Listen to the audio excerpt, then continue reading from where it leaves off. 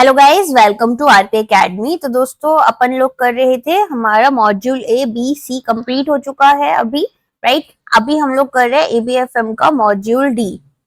अब एक बहुत इंपॉर्टेंट बात है कि भाई आप final revision marathon and all के लिए वेट कर रहे हो, तो देखो मैंने ना मोस्टली सभी कॉन्सेप्ट्स कवर कर दिया है। और अगर आप देखोगे कि हमारे जो मैराथन्स या फिर आप वीडियो सीरीज बोल सकते हो, वो इतने कॉम्प्रिहेंसिव वे में होते हैं कि यहाँ पर आपको कुछ बेसिक कॉन्सेप्ट्स पढ़ाकर मैं छोड़ती नहीं हूँ, आपको मैं पूरा ही एग्जाम के लिए कवर कराती हूँ। तो आई डोंट थिंक यहाँ पर मुझे मैराथन में ना आपके लिए बेसिकली एक फाइनल रिवीजन लेकर अभी आना पॉसिबल है। बट ऑफ कोर्स क्योंकि टाइम लिमिटेशंस भी होती हैं, बट ऑफ कोर्स अगर आपको जितना भी मैंने पढ़ाया है वो आपने बहुत अच्छे से पढ़ा है, ऑल्सो अलॉन्ग विद दैट आपने थोड़ा बहुत रिवाइज करा है, तो आपको आसानी रहेगी। या तो अपने पेन पेपर से नोट्स बनाकर चल सकते हो, थोड़ी सी मेहनत आपको मेरे साथ में करनी पड़ेगी। ठीक है, चलो स्टार्ट करते हैं हमारे पहले क्वेश्चन के साथ में। तो यहाँ पर पूछ रहे हैं कि हाइब्रिड सिक्योरिटी जो होती है उसके लिए कौन सा स्टेटमेंट यहाँ पर आएगा। तो हाइब्रिड सिक्योरिटी क्या है? जो आपको डेट और इक्विटी दोनों के ही बेनिफिट्स प्रोवाइड कर रही है या दोनों के ही फ्यूचर्स लेकर चल रहा है। हाइब्रिड वही होता है ना जिसमें हम दो चीजों को कंबाइन करते हैं, दो चीजों के फीचर्स को। तो यहाँ पर आपके लिए क्या हो जाएगा? यहाँ पर हो जाएगा एक फाइनेंशियल इंस्ट्रूमेंट जो कि कंबाइन करेगा फीचर्स आपके डेट सिक्योरिटी के भी और इक्विटी सिक्योरिटीज के भी। तो जैसे अब इक्विटी में आपको क्या मिलता है, आपको यहाँ पर कन्वर्ट करा लेते हैं आप, तो बेसिकली रेजिडुअल क्लेम्स मिलते हैं, प्रॉफिट में आपका हिस्सा रहता है। डेट में आपको फिक्स रिटर्न्स मिलते हैं, है ना, प्रेफरेंस मिलती है रीपेमेंट में जब लिक्विडेशन होता है कंपनी का। तो यहाँ पर इसीलिए आपके पास में preference shares, warrants, convertible debentures, FCCBs मतलब फॉरेन करेंसी कन्वर्टेबल बॉन्ड्स, ये सभी किसके अंडर आते हैं? हाइब्रिड सिक्योरिटी के अंडर आ जाते हैं। नेक्स्ट क्वेश्चन है, यहाँ पूछ रहे हैं 47 सेक्शन जो है हमारे कंपनीज एक्ट 2013 का, उसके अंदर under what conditions do preference share holders get voting rights on all company resolutions. जितनी भी हमारी कंपनी रेजोल्यूशंस है, ऐसी कौन सी कंडीशन है जिसमें कि यहाँ पर सेक्शन 47 के अंडर आपके जो प्रेफरेंस शेयर होल्डर्स हैं उनको वोटिंग राइट्स मिल रही हैं? तो ये कब मिलती हैं? जब यहाँ पर जो डिविडेंड्स हैं, ठीक है, वो 2 साल या 2 साल से ज्यादा के लिए आपके अनपेड रहते हैं। ऐसा मैंने आपको कब और बताया था? ये मैंने आपको बीएफएम में भी एक बार बताया था कि जब आपने डिविडेंड्स पे नहीं किए हैं शेयर्स पर फॉर 2 और मोर देन 2 years, तो यहाँ पर आपको वोटिंग राइट्स मिल जाती हैं, अब आप वोटिंग कर सकते हो। ऐसा यूजुअली कब होता है? नॉन क्यूमुलेटिव प्रेफरेंस शेयर्स में होता है। ठीक है, तो यहाँ पर अगर डिविडेंड जो है वो पे नहीं किया गया है प्रेफरेंस शेयर्स पर, तो ऐसे में 2 साल तक वेट किया जाएगा, फिर आपको यहाँ पर वोटिंग राइट्स दे दी जाती हैं। अब आती है बात क्यूमुलेटिव प्रेफरेंस शेयर्स। तो यहाँ पर क्या होता है? अनपेड डिविडेंड्स जो होते हैं हर साल के, वो एक्यूमुलेट होते रहते हैं, ऐड होते रहते हैं, और जब कंपनी प्रॉफिट में आती है और डिविडेंड देने की सिचुएशन में आती है, तो वो यहाँ पर जितने साल लॉस में थी और डिविडेंड नहीं पे कर पाई थी, या फिर जीरो प्रॉफिट में थी और डिविडेंड नहीं पे कर पाई, वो सारा प्रॉफिट यहाँ पर डिविडेंड एक साथ पे कर रही होती है। तो एक्यूमुलेट हो जाता है, एक्यूमुलेट मतलब इकट्ठा हो जाता है यहाँ पर अनपेड डिविडेंड, जो कि हम यहाँ पर कंटिजेंट लाइबिलिटी में शो करते हैं। कंटिजेंट लाइबिलिटी याद है यहाँ पर? वो लाइबिलिटीज जो यहाँ पर नॉन फंड बेस्ड होती हैं लेकिन in future fund based convert हो जाती हैं, इमरजेंसी जैसे। ठीक है, तो यहाँ पर राइट टू फिक्स्ड डिविडेंड, तो अगर डिविडेंड हमने नहीं पे किया है तो वो एक्यूमुलेट हो जाता है और यहाँ पर पेएबल होता है फ्यूचर में। Such unpaid dividends are treated as contingent liabilities until paid. अब 2 साल के बाद में हमारी नॉन पेमेंट के क्या होता है? होल्डर्स जो होते हैं उनको वोटिंग राइट्स भी दे दी जाती हैं अंडर सेक्शन 47। नेक्स्ट क्वेश्चन क्या है? नेक्स्ट क्वेश्चन है, कौन सी फॉलोइंग राइट्स जो है वो एंजॉय होती हैं only by participating preference share holders और नॉन पार्टिसिपेटिंग को नहीं मिलती? तो पार्टिसिपेटिंग वाले जो होते हैं उनको यहाँ पर आपका फिक्स डिविडेंड जो होता है, ठीक है, वो मिलता है, अलोंग विद यहाँ पर जो सरप्लस प्रॉफिट होता है वो भी उनको मिलता है। जैसे मान लो यहाँ पर डिविडेंड मिल गया हमारे प्रेफरेंस शेयर होल्डर्स को मिला, पहले पहले हमने डेट पे किया, फिर हमने प्रेफरेंस शेयर होल्डर्स को पैसा दिया, उसके बाद में हमने इक्विटी शेयर होल्डर्स को पैसा दे दिया जो भी डिविडेंड पेमेंट्स करनी थी। अब कुछ और हिस्सा बच गया डिविडेंड का, तो वो सीधे किसको मिल जाता है? पार्टिसिपेटिंग प्रेफरेंस शेयर होल्डर्स को मिल जाता है। ठीक है, तो यहाँ पर एक तो इनको फिक्स डिविडेंड मिल रहा है, ऊपर से इनको साथ में यहाँ पर सरप्लस प्रॉफिट जो है उसमें भी इनका शेयर होता है। जबकि जो नॉन पार्टिसिपेटिंग होते हैं इनको प्री डिटर्मिन्ड डिविडेंड तो मिलता है लेकिन यहाँ पर कोई भी एक्स्ट्रा प्रॉफिट नहीं मिलता, क्लेम नहीं होता इनका एक्स्ट्रा प्रॉफिट पर। ठीक है, अब नेक्स्ट क्वेश्चन यहाँ पर है रिडेम्पशन के बारे में, कि जब आपको प्रेफरेंस शेयर्स जो है वो रिडीम कराने हैं तो इनमें से कौन सा मेथड आप यूज नहीं कर सकते हो। तो देखो अपन के पास में यहाँ पर सबसे पहले बोल रहे हैं रिडेम्पशन जो है वो आपका fresh issue of equity shares. Of course यहाँ पर अगर हमें रिडीम कराना है और नया इक्विटी शेयर्स इश्यू करने पड़े तो कर लेंगे हम। फिर दूसरा बोल रहे हैं यहाँ पर डिस्ट्रीब्यूटेबल प्रॉफिट जो है उनको हम कैपिटल रिडेम्पशन रिजर्व में शेयर डालते हैं। तो ऑफ कोर्स जो भी यहाँ पर आपके प्रॉफिट्स होते हैं वो आपके कैपिटल रिडेम्पशन रिजर्व्स के अंडर ही जाते हैं।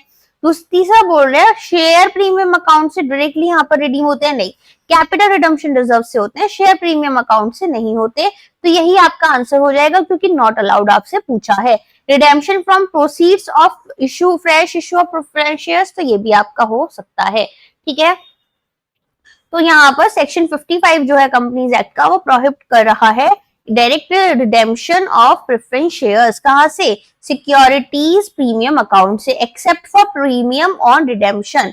यहाँ पर जब आपको प्रीमियम मिलता है ना, या अगर मान लो आपके पास में रिडीम किया आपने, ठीक है, अब जब रिडीम कर रहे हो तो आपके जो शेयर्स हैं वो प्रीमियम पर रिडीम हुए, कुछ एक्स्ट्रा आपने अर्निंग की तो वो आपके शेयर प्रीमियम अकाउंट में जाएंगी। पहले तो शेयर प्रीमियम अकाउंट बता देती हूँ क्या होता है, थोड़ा कंफ्यूजन हो रहा होगा।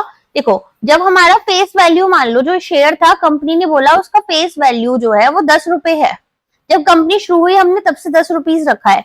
अब जब कंपनी यहाँ पर अपनी शेयर्स को इशू कर रही है तब तक अच्छा खासा प्रॉफिट बना चुकी है, काफी ग्रो कर चुकी है। तो मान लो शेयर्स जो है वो 20 रुपीज के यहाँ पर आपके इशू किए गए, तब एक शेयर पर आपको 10 रुपए का फेस वैल्यू है, 10 रुपए आपने प्रीमियम के कलेक्ट करे।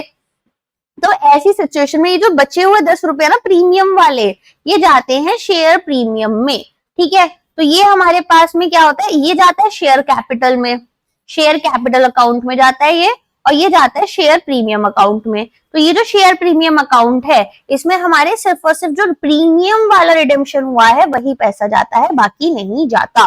तो हम डायरेक्टली रिडेम्पशन जो है, ठीक है, वो यहाँ पर प्रेफरेंस शेयर्स का किसमें से नहीं कर सकते हैं, यहाँ पर से direct redemption of preference shares from share premium account नहीं कर सकते। ठीक है, बाकी कर सकते हो। चलो नेक्स्ट क्वेश्चन क्या है, perpetual non cumulative preference shares की बात हो रही है कि इनमें से कौन सी एक कंडीशन जो है वो करेक्ट नहीं है। बाकी 3 करेक्ट है, एक करेक्ट कंडीशन नहीं है। To qualify as additional tier 1 capital for Indian banks, तो आपको यहाँ पर ध्यान देना होगा, एडिशनल टीयर 1 कैपिटल आपने बीएफएम में पढ़ा ही था, है ना। तो देखो क्या होगा, यहाँ पर ये पहला बोल रहा है they can be redeemed bye the bank at its discretion after 3 years without RBI approval. तो 3 साल का टाइम नहीं होता है, 5 साल का टाइम होता है। ठीक है, उसके बाद भी बैंक जो है इन्हें डिस्क्रीट क्या कर सकते हैं, अपने डिस्क्रिशन पर इनको रिडीम कर सकते हैं। ठीक है, तो फर्स्ट स्टेटमेंट ही आपका यहाँ पर आंसर हो जाएगा, बाकी स्टेटमेंट्स भी देख लो। यहाँ पर इनको आप इशू करोगे इंडियन रुपीज में और ये फुल्ली पेड अप होने चाहिए, डिविडेंड आपका नॉन क्यूमुलेटिव होना चाहिए और इसे आप कैंसिल भी कर सकते हो बैंक के डिस्क्रिशन पर। नॉन क्यूमुलेटिव है ना, तो हम नहीं पे करना चाहे तो नहीं करेंगे।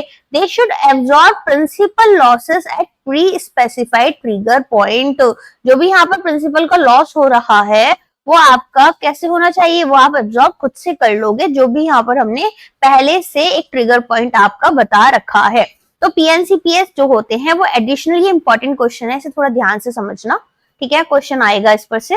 तो पीएनसीपीएस जो है वो क्वालिफाई होता है as additional tier 1 capital only if they comply with specific norms. तो बैंक्स इनको रिडीम नहीं कर सकते अपनी मर्जी से, ओनली यहाँ पर कब नहीं कर सकते हैं कि भाई जो कॉल ऑप्शन है वो आपका 5 साल तक यहाँ पर आपका एक्सरसाइज नहीं कर सकते हो, और ये क्या है, ये भी आपका आरबीआई के अप्रूवल के साथ में होगा। ठीक है, चलो अब देख लो यहाँ पर एक बार सारे प्रेफरेंस शेयर्स के टाइप्स। तो पहला है क्यूमुलेटिव प्रेफरेंस शेयर्स, आपको याद ही होगा, यहाँ पर आपका क्यूमुलेट होता रहता है जो भी आपका डिविडेंड है, और अगर ये अनपेड होगा 2 साल तक के लिए तो यहाँ पर आपको वोटिंग राइट्स भी मिल जाती हैं, किसके अंडर, सेक्शन 47 के under. Non cumulative preference shares जो होते हैं यहाँ पर आपको फिक्स डिविडेंड मिलता है ओनली इफ डिक्लेयर्ड, अगर आपने कोई डिविडेंड इस साल नहीं देना है तो यहाँ पर कोई भी डिविडेंड आपको पे नहीं होगा। एक्यूमुलेशन जो है वो होती नहीं है। फोरफीचर, जो हमारे शेयर्स थे, है ना, शेयर होल्डर ने पूरा पैसा नहीं दिया तो शेयर्स अमाउंट जो है वो रख लेता है कंपनी अपने पास और शेयर्स भी कैंसिल कर देता है। तो यहाँ पर फोरफीचर जो होता है ऑफ डिविडेंड वो भी यहाँ पर for any year which is not declared, तो अगर कोई डिविडेंड इस साल नहीं पे किया गया है, डिक्लेयर नहीं हुआ है, तो फिर आपको पे भी नहीं करा जाएगा। पार्टिसिपेटिंग प्रेफरेंस शेयर्स कौन से होते हैं? जहां पर आप फिक्स डिविडेंड दे रहे हो प्लस यहाँ पर शेयर दोगे सरप्लस प्रॉफिट्स में आफ्टर इक्विटी शेयर होल्डर्स। जो आपका सरप्लस प्रॉफिट है, ठीक है, एक्स्ट्रा जो प्रॉफिट है यहाँ पर वो भी आपको मिल रहा होता है, उसमें भी शेयर मिल रहा होता है, ठीक है। और अगर आप वाइंड अप कर रहे हो, कंपनी बंद कर रहे हो, तो यहाँ पर आपको जो बेसिकली एंटाइटल्ड होगे, है ना, सरप्लस एसेट्स में, वो केवल इक्विटी शेयर होल्डर्स के बाद होंगे। तो यहाँ पर क्या है, यहाँ पर आपको थोड़ा बहुत जो बेसिकली पार्टिसिपेटिंग में आपको एक्स्ट्रा प्रॉफिट में तो पूरा का पूरा क्या मिल रहा है, हिस्सा मिल रहा है। ऑल्सो जैसे कंपनी लिक्विडेट हुई, लिक्विडेट होने के बाद आपने डेट पे किया, फिर प्रेफरेंस शेयर होल्डर्स का पैसा दे दिया, फिर इक्विटी शेयर होल्डर्स का पैसा दे दिया, स्टिल कुछ हिस्सा बच गया है ना आपका एसेट्स का, तो वो भी यहाँ पर किसको दिया जाएगा, पार्टिसिपेटिंग प्रेफरेंस शेयर होल्डर्स को मिलता है। और नॉन पार्टिसिपेटिंग में क्या होता है, आपको यहाँ पर केवल प्री डिटर्मिन्ड डिविडेंड मिलता है, जो पहले से आपने डिसाइड कर रखा है। सरप्लस प्रॉफिट्स पर आपका कोई हिस्सा नहीं मिलेगा। रिडीमेबल में क्या होता है, आप इनको फिक्स पीरियड के बाद में यहाँ पर रिडीम करा सकते हो, इसमें आपको कॉल ऑप्शन फीचर्स भी मिल जाते हैं। नॉन रिडीमेबल जो होते हैं ये आप यहाँ पर रिडीम नहीं कर सकते, एक्सेप्ट कि भाई लिक्विडेशन हो रहा है कंपनी का, कंपनी ही बंद हो रही है, अपने एसेट्स बेच रही है, तो बात एक अलग हो जाती है। इसके अलावा यहाँ पर अगर हम बात करें, ये आपको इंडियन लॉस के अकॉर्डिंग अलाउड नहीं होता है। कौन सा अलाउड नहीं है, non redeemable preference shares. Convertible preference shares को क्या होगा, आप उनको कन्वर्ट कर लेते हो इक्विटी शेयर्स में, और कन्वर्जन जो है वो ऑप्शनल है और यहाँ पर होल्डर के डिस्क्रिप्शन पर होता है। नॉन कन्वर्टेबल प्रेफरेंस शेयर्स जो होते हैं उनको आप इक्विटी शेयर्स में कन्वर्ट नहीं कर सकते। डिफॉल्ट स्टेटस जो है वो यहाँ पर अनलेस कि भाई एक्सप्लिसिटली आपने स्टेट किया है तो आपको डिफॉल्ट स्टेटस मिल जाता है, ठीक है। एडजस्टेबल रेट प्रेफरेंस शेयर्स में क्या होगा, यहाँ पर आपको फिक्स्ड डिविडेंड रेट नहीं मिल रहा। अभी तक सब में हमने फिक्स्ड डिविडेंड पढ़ा था, और डिविडेंड जो होते हैं वो मार्केट इंटरेस्ट रेट्स के हिसाब से चलते हैं, ना कि फिक्स्ड डिविडेंड रेट के हिसाब से। अब हम प्रेफरेंस शेयर्स इशू क्यों करते हैं, एक ऑल्टरनेटिव फंड रेजिंग टूल है, इन्वेस्टर्स को यहाँ पर अट्रैक्ट करता है जब शेयर्स जो है वो इनलिक्विड या अनलिस्टेड है। आइडियल है जब कंपनी जो है इसकी डेट कैपेसिटी खत्म हो चुकी है। हम यहाँ पर कोशिश करते हैं ना कि अपना एक बैलेंस रखें डेट इक्विटी शेयर होल्डर्स का, और यहाँ पर इक्विटी डाइल्यूशन करना नहीं चाहती। डिविडेंड्स आपके कब पेड होते हैं, ओनली इफ प्रॉफिट यहाँ पर अलाउ किया गया है। कोई भी चार्ज या मॉर्गेज की जरूरत नहीं होती है। Rule on acceptance of deposits के थ्रू ये गवर्न नहीं हो रहे हैं, नॉट गवर्नड है। Useful for medium term capital. और टैक्सेशन चार्जेस यहाँ पर जब इंटरेस्ट आपको मिल रहा है, आपका डिविडेंड है, उन सब पर यहाँ पर टैक्स लगता है, ठीक है। रिडेम्पशन की बात करें प्रेफरेंस शेयर्स के तो कैसे होता है, तो आप यहाँ पर इनको फ्रेश इश्यू कर सकते हो शेयर्स को, या फिर जो प्रॉफिट्स हैं उनको आप कैपिटल रिडेम्पशन रिजर्व में डालकर तब इनको रिडीम कर सकते हो। आप यहाँ पर शेयर होल्डर्स के फंड्स को रिड्यूस नहीं करोगे। अगर हम बात करें सीआरआर जो है, ठीक है, कैपिटल रिडेम्पशन रिजर्व, ये हमारा कैसे बनता है, यहाँ पर जो डिस्ट्रीब्यूटेबल प्रॉफिट्स हैं उन्हें हमने रिटेन कर लिया, अभी डिविडेंड्स के फॉर्म में नहीं दिया, और ये यहाँ पर नॉन डिविजिबल होगा। इसको हम केवल बोनस शेयर्स के लिए यूज कर सकते हैं। कैपिटल रिडेम्पशन रिजर्व को हम बोनस शेयर्स इशू करने के लिए यूज कर सकते हैं। Perpetual non cumulative preference shares, ये हमारे एडिशनल टीयर 1 कैपिटल के होते हैं। ये मैंने आपको केस स्टडी भी करवाई थी बीएफएम में। आईएनआर में आप इन्हें इशू करोगे, फुल्ली पेड अप होते हैं by the bank itself. No maturity, कोई मैच्योरिटी नहीं है, परपेचुअल है, आपका इनफाइनाइट टाइम के लिए चलेगा। स्टेप अप्स और redemption initiative incentives. Dividends non cumulative होते हैं और बैंक के डिस्क्रिप्शन पर होते हैं। कॉल ऑप्शन आपको 5 साल के बाद ही अलाउ किया जाएगा, उसमें भी आपको आरबीआई से अप्रूवल लेना है। लॉसेस जो है वो आपके एब्जॉर्ब होते हैं अगर यहाँ पर आप क्या करोगे, कन्वर्ट कर रहे हो इनको इक्विटी में, या फिर राइट डाउन कर लेते हो। राइट डाउन करने का मतलब क्या होता है, यहाँ पर आपका प्रिंसिपल लॉसेस जो है वो आप एब्जॉर्ब कर रहे हो, ठीक है ना। नेक्स्ट यहाँ पर कोई भी बैंक या रिलेटेड पार्टी परचेज या फाइनेंसिंग अगेंस्ट दीज इंस्ट्रूमेंट्स, ये आप नहीं कर सकते हो। इन्वेस्टर क्लेम जो होता है वो आपका अब इक्विटी शेयर होल्डर होता है। पहले यहाँ पर डेट, फिर आपका प्रेफरेंस शेयर होल्डर्स जो होते हैं, तो पार्टिसिपेटिंग वाले भी आएंगे, उसके बाद इक्विटी शेयर होल्डर्स आते हैं। अगर टीयर 2 होल्डर्स के बिलो जा रहे हो तो डिपॉजिटर्स एंड अदर क्रेडिटर्स, ठीक है। पहले जितने भी डिपॉजिटर्स हैं उसके बाद जो आपको यहाँ पर क्रेडिटर्स थे उन सबके बाद में आपको क्लेम दिया जाएगा। फॉरेन इंस्टीट्यूशनल इन्वेस्टर्स और जो एनआरआईज है वो 49% और 24% ऑफ द इशू यहाँ पर इन्वेस्ट कर सकते हैं। इंडिविजुअल कैप 10% का और 5% का। ये नंबर्स याद कर लेना, इंपॉर्टेंट हो जाते हैं। थोड़ा सा क्लीन कर देती हूँ स्क्रीन को। नेक्स्ट यहाँ पर सिक्योरिटीज प्रीमियम अकाउंट आप कैसे यूज कर सकते हो। तो बोनस शेयर्स इशू करने के लिए, प्रिलिमिनरी एक्सपेंसेस आपके जो है उनको यहाँ पर राइट ऑफ करने के लिए, कुछ आपके एक्स्ट्रा एक्सपेंसेस हैं, यहाँ पर जो भी एक्सपेंसेस डिस्काउंट्स हैं ऑन इशू ऑफ सिक्योरिटीज उसको राइट ऑफ करने के लिए। ठीक है, आपने कोई शेयर्स निकाले वो डिस्काउंट पर बिके, तो ऐसे में जो यहाँ पर आपका खर्चा हुआ वो भी आप शेयर प्रीमियम अकाउंट से माइनस कर लोगे। प्रीमियम ऑन रिडेम्पशन प्रोवाइड करने के लिए, बाईबैक जो है कंपनी के ओन शेयर्स का, उसके लिए भी आप इनको यूज कर सकते हो। नेक्स्ट क्वेश्चन है, which of the following statements about warrants is correct. So warrants carry voting and dividend rights from the date of issue. यहाँ पर हमें क्या बताना था, हमें करेक्ट स्टेटमेंट बताना है। तो यहाँ पर अगर आप बात करो वारंट्स की, तो वोटिंग और डिविडेंड राइट्स जो होती हैं आपको तुरंत नहीं मिलती हैं, ये आपके लिए ऑप्शंस होते हैं। ठीक है, तो आपको ये चाहिए तो मिल जाएंगी, नहीं चाहिए तो नहीं मिलेंगी। और वो भी क्या होता है कि आप इनको इक्विटी शेयर्स को कब परचेज कर रहे हो, ठीक है, तभी से ये आपको मिलना शुरू होती हैं। नेक्स्ट अगर हम बात करें, वारंट से बोल रहे कंपलसरी कन्वर्टेबल होते हैं इक्विटी शेयर्स में। तो अगेन ये ऑप्शंस है, ऑब्लिगेशंस नहीं है, आपके पास राइट है एक तरीके से। ठीक है, तो ये भी स्टेटमेंट इनकरेक्ट हो गया।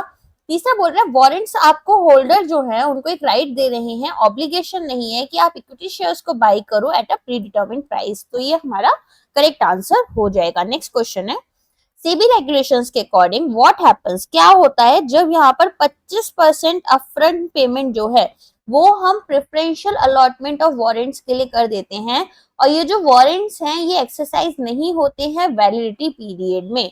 तो 25% अपफ्रंट पेमेंट हमने कर दी है प्रेफरेंशियल अलॉटमेंट के लिए, लेकिन इनको एक्सरसाइज नहीं किया गया है, जैसे ये आपके लिए एक ऑप्शन है। तो ऐसी सिचुएशन में ये फोरफीट हो जाते हैं बाय द कंपनी। ठीक है, तो यहाँ पर आपके लिए वो आई हुई है रेगुलेशन सेबी की, जिसमें ये बोलते हैं कि भाई प्रेफरेंशियल अलॉटमेंट के टाइम पर इन्वेस्टर्स जो है उनको 25% अमाउंट जो है वो इशू प्राइस का अपफ्रंट पे करना है। अगर आप इनको वारंट्स को एक्सरसाइज नहीं करते हो तो अमाउंट को हम फोरफिट कर लेंगे। नेक्स्ट क्वेश्चन है, इनमें से कौन सा एक की डिफरेंस नहीं है between warrants and convertible debentures. जो आपके पास कन्वर्टेबल डिबेंचर्स होते हैं और जो आपके पास वारंट्स हैं, इन दोनों में कौन सा एक की डिफरेंस यहाँ पर नहीं होगा। तो पहला है कि भाई वारंट्स जो है उनको डिटैच कर सकते हो आप from the instrument they are attached to, तो यहाँ पर ऑफ कोर्स आप उनको डिटैच कर सकते हो। कन्वर्टेबल डिवेंचर्स ऐसा नहीं हो सकते हैं, they are already one kind of a bond और समथिंग। ठीक है, देन यहाँ पर बोल रहे हैं कि जो वारंट्स हैं वो न्यू कैपिटल इनफ्लो आपको लेकर आते हैं अपॉन कन्वर्जन। जब आप यहाँ पर इनको शेयर्स में कन्वर्ट करोगे तो आपके लिए कहीं ना कहीं फंड्स भी आ जाएंगे, लेकिन जो डिवेंचर्स हैं, डिवेंचर्स क्या होते हैं, ये यहाँ पर एक अकाउंटिंग एंट्री लेकर आ रहे हैं कि अब आपके पास लाइबिलिटीज कम हो गई हैं और आपके अकाउंट जो यहाँ पर बेसिकली शेयर्स हैं वो इशू हो चुके हैं। ठीक है, तो लाइबिलिटीज भी ऑलमोस्ट सेम ही रहेंगी, लेकिन बेसिकली आपका डेट कम हो जाएगा और आपकी शेयर कैपिटल जो है उसमें यहाँ पर डिफरेंस देखने के लिए मिलता है। नेक्स्ट यहाँ पर क्या बोल रहे हैं, नेक्स्ट यहाँ पर बोल रहे हैं वारंट जो होते हैं वो हमेशा आप अलोंग विद डेट इंस्ट्रूमेंट्स लेकर आते हो। तो नहीं, ऐसा नहीं है, अलग से भी हो सकते हैं और इंस्ट्रूमेंट के साथ में भी हो सकते हैं। ठीक है, वाइल कन्वर्टेबल डिवेंचर्स जो है दे आर नॉट, जबकि ये बोल रहे हैं कन्वर्टेबल डिवेंचर्स के साथ ऐसा नहीं है। तो कन्वर्टेबल डिवेंचर्स को आपने एक बार कन्वर्ट कर दिया, उसके बाद में वो कैश तो लेकर नहीं आते हैं। ठीक है, तो यहाँ पर आपको देखने के लिए मिलेगा कि आपके लिए ये हमेशा डेट इंस्ट्रूमेंट नहीं होते हैं warrants attached. Along with that यहाँ पर आपको कोई न्यू कैश नहीं मिल रहा और यहाँ पर फोरफीचर हो जाता है 25% अपफ्रंट का जो अमाउंट आपने पे की है अगर आपने कन्वर्ट नहीं किया। ठीक है, अगर नॉन कन्वर्जन है तो वारंट्स का आपको फोरफीचर देखने के लिए मिलता है। हमने लास्ट क्वेश्चन में ये बात पढ़ ली थी। अब ये ना एक एग्जाम्पल आपकी बुक में दे रखा है, तो एक बार देख लेते हैं इसको। ये बोल रहे हैं कि कुछ इंफॉर्मेशन है कंपनी एक्स के बारे में, इसे देखो आप। तो करंट स्टॉक प्राइस जो है वो एस नॉट आपका इतना है। टोटल नंबर हमने जो वारंट्स के इशू किए हैं वो 1.6 लाख किए हैं। एक्सरसाइज प्राइस हमारा 100 रुपीज है। टाइम जो है एक्सपायरेशन का इन वारंट्स का वो 6 महीने का है, मतलब आधे साल का है, जिसको हम टी से रिप्रेजेंट कर रहे हैं। एनुअल स्टैंडर्ड डिविएशन जो है हमारे स्टॉक प्राइस चेंज का वो 0.40 है, ठीक है, जिसको हम थीटा दिखाते हैं। यहाँ पर आपको पता ही है ईटा होता है, शायद थीटा नहीं होता, थीटा ये वाला होता है ना। चलो फिर इसके बाद में ये बोल रहे हैं कि जो रिस्क फ्री इंटरेस्ट रेट है वो हमारा आरएफ जो है वो है 8% का। अब यहाँ पर आपको मैथमेटिकल ऑपरेशंस यूज करने हैं, तो जो लॉग वगैरह हमने पढ़े थे ना वही लॉग वाला यहाँ पर आ गया। और एन यहाँ पर क्यूमुलेटिव डिस्ट्रीब्यूशन फंक्शन है फॉर स्टैंडर्ड नॉर्मल डिस्ट्रीब्यूशन। तो यहाँ पर अगर ये 0 है तो मीन जो है यहाँ पर आपका 0 रहता है, स्टैंडर्ड डिविएशन 1 रहता है। अब देखो सबसे पहले अगर आपको ब्लैक स्कॉल्स मॉडल जो है उसको यूज कर रहे हो आप, और यहाँ पर D1 और D2 निकाल रहे हो, ठीक है, तो आपने क्या करना है, आपने सबसे पहले यहाँ पर इस फॉर्मूले को यूज करना है। फॉर्मूले में वैल्यूज पुट करोगे, उसके बाद में आपके पास क्या आ जाएगा, आपके पास में यहाँ पर आपको नॉर्मल डिस्ट्रीब्यूशन निकालना है। तो आपके डिस्ट्रीब्यूशन आ गए, ठीक है। अब आपको नॉर्मल डिस्ट्रीब्यूशन निकालना है जो कि आपको प्रोबेबिलिटीज बता रहे हैं रैंडम वेरिएबल की, ठीक है, जिसमें आपको नॉर्मल डिस्ट्रीब्यूशन वैल्यूज आ रहा है। फिर यहाँ पर आपको क्या करना है, यहाँ पर एक्सरसाइज प्राइस जो है, जिस प्राइस पर आप इन वारंट्स को एक्सरसाइज करोगे वो ये बता रहे हैं कि कितना होगा। तो इसमें कॉन्टिन्यूस डिस्काउंटिंग प्रिंसिपल लगेगा कि भाई आगे जाकर हमारा जो प्राइस है उसका अमाउंट कम हो जाता है, वर्थ कम हो जाती है। फिर आप यहाँ पर क्या करते हो, यहाँ पर करेंट प्राइस निकालोगे। तो ये कुछ फॉर्मूले हैं, ठीक है, एक बार देख लो, याद हो जाए तो अच्छी बात है। अगर एग्जाम में क्वेश्चन बहुत टफ लेवल का कुछ आया तो आ जाएगा, वैसे इसके आने के चांसेस तो है नहीं, मुझे तो नहीं लगता कि इस पर से क्वेश्चन आएगा, बट आपकी बुक में दे रखा है और मैं कोशिश करती हूँ कि बुक के तो एग्जाम्पल्स को सभी को कवर करते हुए चलूं, तो मैं इसीलिए इसको लेकर आई थी, ठीक है। नेक्स्ट अब बात हो रही है पार्शियली कन्वर्टेबल डिबेंचर्स की। पार्शियली मतलब आप इनको पार्शियली कन्वर्ट करोगे, ठीक है, तो कुछ अमाउंट आपका इंटरेस्ट पेमेंट्स हो जाएगी, कुछ आपका इक्विटी शेयर्स में आ जाएगा। तो यहाँ पर आपसे बोल रहे हैं कि कौन सा एक कॉम्पोनेंट नहीं है जब हम वैल्यूएशन करेंगे इनका। तो पहला है कि भाई यहाँ पर इंटरेस्ट रिसीवेबल की प्रेजेंट वैल्यू निकालते हैं, तो अभी हम देखते हैं कैश फ्लोज जो होते हैं हमारे पास फ्यूचर में, उनकी तो वैल्यूज हम निकालते ही है ना इंटरेस्ट के लिए। फिर ये बोल रहे हैं जो हमारी इक्विटी शेयर्स हैं जो हम रिसीव करेंगे उनकी प्रेजेंट वैल्यू वो भी निकालते हैं। प्रिंसिपल रीपेमेंट हमारा जो होगा उसका भी प्रेजेंट वैल्यू निकालेंगे, ऑफ कोर्स निकालेंगे। फिर बोल रहे हैं मार्केट प्राइस जो कंपनी के एग्जिस्टिंग इक्विटी शेयर्स है तो नहीं, हम उनका नहीं निकालते हैं, ठीक है। तो मार्केट प्राइस एग्जिस्टिंग इक्विटी का नहीं निकाला जाता है, रेदर हम क्या करते हैं यहाँ पर एक्सपेक्टेड प्राइस निकालते हैं जब हमारा कन्वर्जन होगा। अब यहाँ पर आपसे एक न्यूमेरिकल टाइप क्वेश्चन है कि भाई एक कंपनी है जिन्होंने कन्वर्टेबल डिबेंचर्स रखे हैं 100 रुपीज ईच के, और यहाँ 4 इक्विटी शेयर्स में आप इनको कन्वर्ट कर रहे हो, तो कन्वर्जन प्राइस पर शेयर कितना होगा। तो पार वैल्यू कितनी है आपके डिबेंचर की, 100 रुपीज है, और यहाँ पर आप कितने शेयर रिसीव कर रहे हो, 4 कर रहे हो, तो कन्वर्जन प्राइस कितना हो गया आपका, 25 रुपीज पर शेयर हो गया। आसान है, कुछ भी ऐसा डिफिकल्ट नहीं है। नेक्स्ट क्वेश्चन की बात करते हैं। ये पूछ रहे हैं कि मॉडर्न फाइनेंस बेस्ड रीजन जो है वो क्या होगा फॉर इशूइंग कन्वर्टेबल डिबेंचर्स और डिबेंचर्स विद वारंट्स। तो आप यहाँ पर कन्वर्टेबल डिबेंचर्स क्यों लेकर आना चाहते हो। पहला बोल रहे हैं कि भाई डिविडेंड पे आउट्स को रिड्यूस करने के लिए, तो डिविडेंड पे आउट तो बढ़ जाएंगे ना आपके, अगर आप यहाँ पर इक्विटी शेयर्स जो है वो लेकर आओगे तो आपको डिविडेंड भी सबको पे करना पड़ेगा जितने भी यहाँ पर न्यू शेयर होल्डर्स हैं, तो ये स्टेटमेंट तो गलत हो गई। फिर दूसरा बोल रहे हैं कि भाई यहाँ पर आप क्या करना चाहते हो, रिड्यूस करना इंक्रीज करना चाहते हो बॉन्ड एक्टिविज्म को, बॉन्ड होल्डर्स की एक्टिविज्म को यहाँ पर हम क्यों ही बेसिकली इंक्रीज करना चाहेंगे, राइट। तीसरा बोल रहे हैं मैच करोगे कैश फ्लो को एंड रिड्यूस करोगे एजेंसी कॉस्ट, तो ये स्टेटमेंट करेक्ट है, ठीक है। तो यहाँ पर हम लो इनिशियल कॉस्ट लेना चाहेंगे और कन्वर्जन जो है वो यहाँ पर अगर सक्सेसफुल हो जाता है तो हमारे लिए थोड़ा सस्ता पड़ता है ये। अब पूछ रहे हैं इनमें से कौन सा स्टेटमेंट करेक्ट है आपका, फॉरेन करेंसी कन्वर्टेबल बॉन्ड्स, जिसके बारे में तो बहुत अच्छे से आपने पढ़ा हुआ है, अच्छे से पता भी होगा। इशू किस में होते हैं, फॉरेन करेंसी में होते हैं।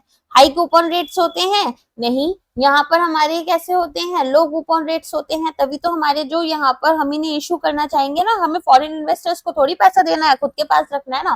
फिर ये बोल रहे हैं ये एक्सपोज करते हैं इशूअर को कि आप यहाँ पर एक्सचेंज रेट्स जो हैं, ठीक है, एक तो उसके लिए और फॉरेन ज्यूरिसडिक्शन रिस्क के लिए, तो ऑफ कोर्स यहाँ पर एक्सचेंज रेट का इशू आएगा आपके सामने।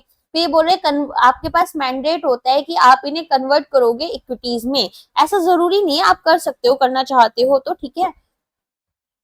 ऑप्शनल होता है, कूपन रेट्स जनरली लोअर होते हैं, foreign exchange rate, political, legal risk, सब तरह के रिस्क आ जाते हैं। मिजाइन फाइनेंसिंग के बारे में पूछ रहे हैं कि ये भाई यहाँ पर कौन सा स्टेटमेंट इसे करेक्टली बता रहा है। तो देखो मिजाइन फाइनेंसिंग क्या होती है, ये एक तरीके की हाइब्रिड फाइनेंसिंग है, जहां पर अगर मान लो कोई पर्सन है जो कि डिफॉल्ट कर जाता है अपनी पेमेंट पर, ठीक है, कंपनी आई मीन, तो आप क्या करते हो, आप इसको फिर कन्वर्ट करा सकते हो इनटू इक्विटीज, ठीक है। और यहाँ पर कब होगा, ये केवल और केवल डिफॉल्ट पर ही होता है, एंड ये हाई रिटर्न्स देता है लेंडर्स को, चीपर होता है। ये भी अगेन इंपॉर्टेंट है। देखो इस तरह के कुछ क्वेश्चंस जो मैं आपको बताती हूँ ना, इंपॉर्टेंट है, ये एग्जाम में कभी ना कभी आ चुके होते हैं, तो इसीलिए मैं बताती हूँ। चलिए नेक्स्ट क्वेश्चन है, प्राइमरी फाइनेंशियल रीजन क्या है कि हम इंक्रीज करते हैं इनोवेटिव हाइब्रिड सिक्योरिटीज को। तो आपको क्या करना है, आपको यहाँ पर मार्केट को जो है क्या कंप्लीट करना है और मैनेज करना है रेगुलेटरी और टैक्स बेनिफिट्स। तो हाइब्रिड इंस्ट्रूमेंट जैसे आपके कॉलर्ड एफआरएंस हो गए, ऑयल लिंक्ड बॉन्ड्स हो गए, डुअल करेंसी बॉन्ड्स हो गए, तो यहाँ पर आपको कंप्लीट मार्केट ऑफरिंग्स मिल जाती है बाय फिलिंग गैप्स, जैसे कि यहाँ पर कमोडिटी लिंक्ड हो जाते हैं, डुअल करेंसी में हो जाते हैं, रेगुलेटरी और टैक्स एडवांटेजेस आपको मिल जाती हैं, फाइनेंशियल रिस्क आप मैनेज कर पाते हो। नेक्स्ट क्वेश्चन है, एक्सपेंडेड स्टार्टअप इंडिया इनोवेशन जो है, इसके अकॉर्डिंग कौन सी कंडीशन फुलफिल होनी चाहिए to be recognised as a startup. अब स्टार्टअप की डेफिनेशन जो है वो भी आपके पास में क्वेश्चन आ चुका है जुलाई 2024 वाले एग्जाम में। तो यहाँ पर आपको ध्यान रखना है, एंटिटी जो है वो 10 साल से कम वो होनी चाहिए पुरानी, और यहाँ पर टर्नओवर जो है वो भी आपका 100 करोड़ से कम का होना चाहिए किसी भी फाइनेंशियल ईयर में। आप यहाँ इनोवेशन की तरफ, स्केलेबल बिजनेस की तरफ, हाई एम्प्लॉयमेंट प्रोवाइड करोगे और वेल्थ पोटेंशियल प्रोवाइड करोगे, ठीक है। यहाँ पर एक प्राइवेट लिमिटेड कंपनी भी हो सकते हो, पार्टनरशिप भी, या फिर एलएलपी के अंडर भी आ सकते हो। एलएलपी कब आया था, 2008 में एक्ट बना था, ठीक है। चलिए नेक्स्ट क्वेश्चन है, which of the following is not a benefit. इनमें से कौन सा एक बेनिफिट नहीं है जो कि हमारा प्रोवाइड किया गया है under the startup India innovation initiative. तो यहाँ पर 3 से 5 साल का एग्जाम्पशन मिल जाता है बिजनेस इंस्पेक्शन से। यहाँ पर 80% का फ्री रिबेट मिल जाता है पेटेंट फाइलिंग के टाइम पर। टैक्स एग्जाम्पशन मिल जाता है under section 80 IAC। Interest free loan मिलता है आपको 50 लाख का, 50 लाख रुपीस तक का। यहाँ पर आपको गारंटीड लोन्स जो होते हैं, no guarantee interest free loans आपको जो है क्या मिल जाते हैं, ठीक है। लेकिन अगर हम बात करें, ये बोल रहे हैं कि सभी स्टार्टअप्स के लिए है, तो क्या ऐसा सभी के लिए है? सभी के लिए नहीं है, जो आपके स्टार्टअप इनिशिएटिव के अंडर आ रहे हैं, और यहाँ पर no guarantee interest free loans आपको मिलते हैं, ठीक है। नेक्स्ट क्वेश्चन है, in a standard startup pitch presentation क्या यहाँ पर लीस्ट लाइकली इंक्लूड किया जाएगा? तो कॉम्पिटिटिव, देखो अगर आप यहाँ पर किसी भी जो भी आपके इन्वेस्टर्स हैं, या फिर आप किसी भी इन्वेस्टमेंट के चाहते हो आप, ठीक है, तो आप किसके पास जाओगे? इन्वेस्टर्स के पास जाओगे। जब आप इन्वेस्टर के पास जाते हो तो यहाँ पर आपको एक प्रेजेंटेशन देना पड़ता है, पीपीटी वगैरह देनी पड़ती है, अपने बारे में बताना पड़ता है। तो आपको उस टाइम पर कॉम्पिटिटिव जो आपके कॉम्पिटिटर्स हैं वो बताना पड़ता है, आपका बिजनेस मॉडल क्या है, आप कौन सी प्रॉब्लम को सॉल्व कर रहे हो, टीम आपकी कैसी है, और एग्जीक्यूशन टाइमलाइन आपका क्या है, ठीक है। वो सारी ही चीजें आपको यहाँ पर बतानी होती हैं। तो ए, सी और डी जो है वो आपका इंक्लूड होता है। पॉलिटिकल हिस्ट्री कंट्री की आप इंक्लूड नहीं करते हो, ठीक है। नेक्स्ट पूछ रहे हैं, क्या सिग्निफिकेंट चैलेंज है जो कि स्टार्टअप्स इंडिया में फेस करते हैं? तो आपको पता है यहाँ पर आपको एक तो टेक्नोलॉजिकल इनोवेशन बहुत ज्यादा नहीं मिलता है, बहुत ज्यादा यहाँ पर अनरियलिस्टिक एक्सपेक्टेशंस होती हैं, टैलेंट का थोड़ा सा इशू रहता है। तो इस तरह की चीजें आपको देखने के लिए मिल जाती हैं। तो यहाँ पर वैसे तो मैं बोलूंगी आपके लिए गवर्नमेंट टैक्सेशन भी है, बट गवर्नमेंट इस चीज को नहीं मानती है आज के टाइम में, तो ठीक है, इसको इग्नोर करते हैं। Lack of leadership and unrealistic expectations को आप यहाँ पर इंक्लूड करोगे। नेक्स्ट यहाँ पर है कि भाई under the Atal innovation mission AIM provides financial assistance of up to 10 lakh crore to selected incubators to enhance their capacity। कौन सा ऐसा प्रोग्राम है जिसके अंडर यहाँ पर एम जो है वो 10 लाख रुपए तक का 10 करोड़ रुपए तक का प्रोवाइड करता है अलग अलग बिजनेसेस को, कि वो यहाँ पर क्या होता है, इंक्यूबेटर्स में छोटा सा बिजनेस आप रन कर कर देखते हो, जैसे प्रैक्टिकल्स करते हैं, एक्सपेरिमेंट्स करते हैं वैसे। तो यहाँ पर इंक्यूबेटर ग्रैंड चैलेंज होता है जिसके अंडर यहाँ पर आपको क्या मिलता है, आपको यहाँ पर 10 करोड़ रुपए का फंडिंग मिलता है। ठीक है,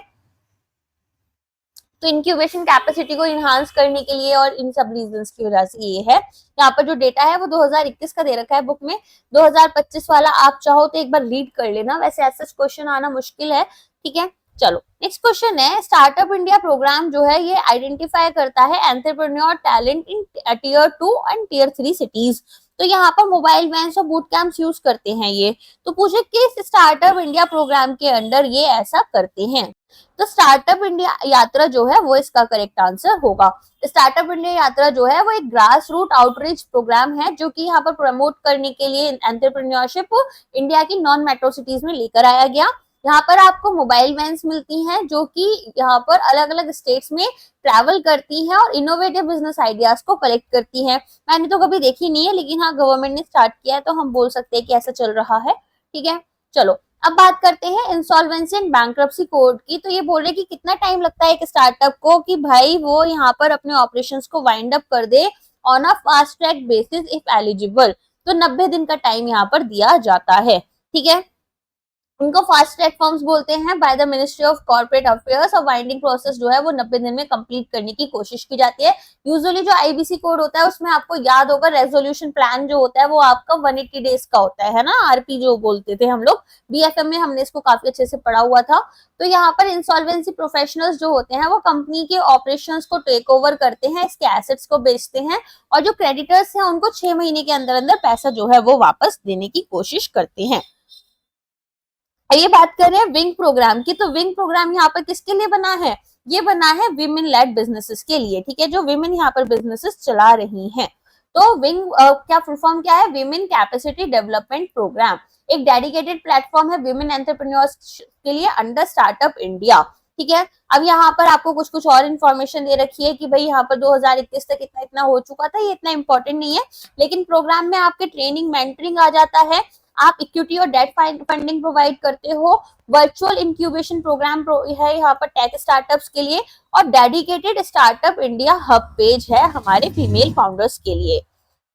अब नेक्स्ट क्वेश्चन है यहाँ पर, rule 171 of GFR 2017 offers what benefits to DPIIT recognised startups. तो यहाँ पर आपको बताना है कि क्या बेनिफिट्स मिल रहे हैं, तो क्या बेनिफिट्स मिलने चाहिए ऐसे स्टार्टअप्स के लिए। जीएफआर आपका जनरल फाइनेंशियल रूल्स हो जाते हैं, तो यहाँ पर आपको ऑफ कोर्स फाइनेंशियल रूल्स है, तो इसमें आपको क्या मिल जाएगा कि एग्जाम्पशन मिल जाता है बिड सिक्योरिटी से या फिर ईएमडी से इन पब्लिक प्रोक्योरमेंट। ठीक है, तो earnest money deposit and also यहाँ पर बिड सिक्योरिटी रिक्वायरमेंट्स जो है इनमें से आप एग्जाम्प्टेड होते हो, ना तो अलग से आपको कुछ पैसे डिपॉजिट करके रखना है और ना ही यहाँ पर आपको कुछ सिक्योरिटीज प्रोवाइड करनी है। ठीक है, तो यहाँ पर प्रायर एक्सपीरियंस और टर्नओवर क्राइटेरिया में भी आपको कहीं ना कहीं रिलैक्सेशन मिल जाता है ताकि स्टार्टअप जो है वो पब्लिक प्रोक्योरमेंट में पार्टिसिपेट कर पाए। अब यहाँ पर पूछ रहे हैं डीपीआईआईटी रिकॉग्नाइज्ड स्टार्टअप्स जो हैं, ठीक है, अभी उनका कौन सा ऐसा प्रोग्राम है जो कि अलाउ कर रहा है कि वो लिस्ट कर सकती हैं और सेल कर सकती हैं अपने प्रोडक्ट्स को to government buyers through a pilot process. तो ये हमारा गवर्नमेंट ई मार्केट स्टार्टअप और रनवे है। ठीक है, इसके थ्रू आप ऐसा कर सकते हैं। तो GM startup runway under the स्वायत्त इनिशिएटिव, ये क्यों डिजाइन किया है, स्टार्टअप्स, विमेन और यंग यूथ लेड जो हमारे एंटरप्राइजेस है हमारे गवर्नमेंट ई मार्केट प्लेस पर, इस पर आप अपने प्रोडक्ट्स को लिस्ट कर पाओ। ठीक है, केवल और केवल डीपीआईआईटी रिकॉग्नाइज स्टार्टअप्स ही कर सकते हैं यहाँ पर, और स्टार्टअप जो है वो मार्केट ट्रायल्स भी यहाँ पर लगा सकते हैं, कंडक्ट कर सकते हैं अपने गवर्नमेंट बायर्स के साथ में फॉर अप टू 3 मंथ्स। अगर 3 महीने में इनको अच्छे रिव्यूज मिलते हैं तो ऐसी सिचुएशन में क्या होगा, ऐसी सिचुएशन में ये फुल टाइम सेलर बन जाते हैं जीईएम पर। नेक्स्ट क्वेश्चन है, Which online platform highlights India's top startups through virtual profiles and connect them with investors and stakeholders? तो स्टार्टअप इंडिया शोकेस ये एक डिस्कवरी प्लेटफॉर्म है जो कि लॉन्च हुआ था 16 जनवरी 2016 में, ताकि यहाँ पर इंडिया के मोस्ट प्रॉमिसिंग स्टार्टअप्स को प्रमोट कर पाए इनोवेशन, स्केलेबिलिटी, सोशल और इकोनॉमिक इम्पैक्ट को देखते हुए। यहाँ पर आपकी पिच आती है, प्रोडक्ट समरी आ जाती है, यूएसपी आ जाता है और इनोवेशन डिस्क्रिप्शन आता है। यूएसपी क्या है, आपका कौन सा प्रोडक्ट है या आप यहाँ पर बाकी लोगों से क्या डिफरेंट कर रहे हो। फिर आपके पास आते हैं फीचर्स, जिसमें आपके pass filter tools, digital networking, investor discovery, ये सारी चीजें आ जाती हैं। ये एक फ्लैगशिप विजिबिलिटी प्रोग्राम की तरह यहाँ पर एक्ट करता है। नेक्स्ट आपसे पूछ रहे कौन सा प्रोग्राम है जो कि लॉन्च किया था यहाँ पर ministry of new and renewable energy ने, ताकि स्टार्टअप सॉल्यूशंस जो एनर्जी सिक्योरिटी में है उनको प्रमोट कर पाए low carbon and rural applications के लिए। तो ये था आपका MNRE स्टार्टअप ग्रैंड चैलेंज। ठीक है, तो यहाँ पर ये क्यों स्टार्ट किया गया है, ताकि हम एनकरेज कर पाए स्टार्टअप्स को कि वो स्केलेबल सॉल्यूशंस लेकर आए, कार्बन एमिशंस रिड्यूस करें, एनर्जी एक्सेस जो है रूरल एरियाज में उसको इम्प्रूव करें, इनोवेट करें प्रोडक्ट्स को, सर्विसेज को और बिजनेस मॉडल्स को, लाइवलीहुड, वाटर, हेल्थ, इन सब पर यहाँ पर फोकस करें। एंड ये जो चैलेंज है ये यहाँ पर इकोसिस्टम ग्रोथ लेकर आते हैं bye involving innovators, investors and policy makers. ठीक है, अब आपसे पूछ रहे कौन से ऐसे इनिशिएटिव हैं जो कि ट्रेनिंग प्रोवाइड करते हैं 1150 प्लस विमेन एंटरप्रेन्योर्स को और यहाँ वर्चुअल इंक्यूबेशन प्रोवाइड करते हैं विद एक्सेस टू फंडिंग। तो अभी विंग प्रोग्राम के बारे में पढ़ा था, विमेन कैपेसिटी डेवलपमेंट प्रोग्राम। ठीक है, जो कि यहाँ पर एम्पावर कर रहा है विमेन लेड एंटरप्रेन्योर स्टार्टअप्स को कि ट्रेनिंग कर पाए, फंडिंग कर पाए और इंक्यूबेशन में हेल्प करें। ठीक है, स्टेट स्टार्टअप रैंकिंग फ्रेमवर्क, ये यहाँ पर पूछ रहे हैं किसके लिए डिजाइन किया गया है, ताकि हम स्टेट्स को रैंक करें उनके स्टार्टअप इकोसिस्टम डेवलपमेंट के अकॉर्डिंग। ठीक है, तो ये अप्रैल 2017 में आया था कॉम्पिटिटिव फेडरलिज्म के लिए और इम्प्रूव करने के लिए स्टेट लेवल स्टार्टअप इकोसिस्टम को। ठीक है, तो यहाँ पर 7 रिफॉर्म एरियाज है, market access, incubation support, funding support, mentorship, innovation support, institutional support and capacity building. Next आपसे पूछ रहे हैं which of the following statements about the single point registration scheme by NSIC is correct. तो NSIC के बारे में आपने कभी सुना है? जब आप लोगों ने GA का एग्जाम दिया होगा तब तो एटलीस्ट सुना ही होगा। तो ये होता है national small industries corporation limited. इसके बारे में यहाँ पर पूछ रहे हैं कि भाई इनका यहाँ पर प्रोग्राम है सिंगल पॉइंट रजिस्ट्रेशन स्कीम। तो आपको बताना है कि कौन सा स्टेटमेंट यहाँ पर करेक्ट है। तो पहला बोल रहे हैं कि ये एप्लीकेबल है केवल लार्ज एंटरप्राइजेस के लिए। तो देखो ऐसा तो है ही नहीं, इसका नाम ही जब यहाँ पर NSIC किसके लिए है, स्मॉल इंडस्ट्रीज के लिए है। फिर बोल रहे रजिस्ट्रेशन जो है वो 5 साल के लिए वैलिड है विद नो रिन्यूअल रिक्वायरमेंट। तो ऐसा भी नहीं है। It allows micro and small enterprises to participate in government procurement without NSIC registration. तो नाम ही सिंगल पॉइंट रजिस्ट्रेशन है। MSCs can get provisional registration under this if they had started commercial production, but यहाँ पर 1 साल complete नहीं किया। ये स्टेटमेंट आपका करेक्ट हो जाएगा। ठीक है, तो यहाँ पर ये लॉन्च कब हुआ है, ये हुआ है गवर्नमेंट स्टोर्स परचेज प्रोग्राम के अंडर।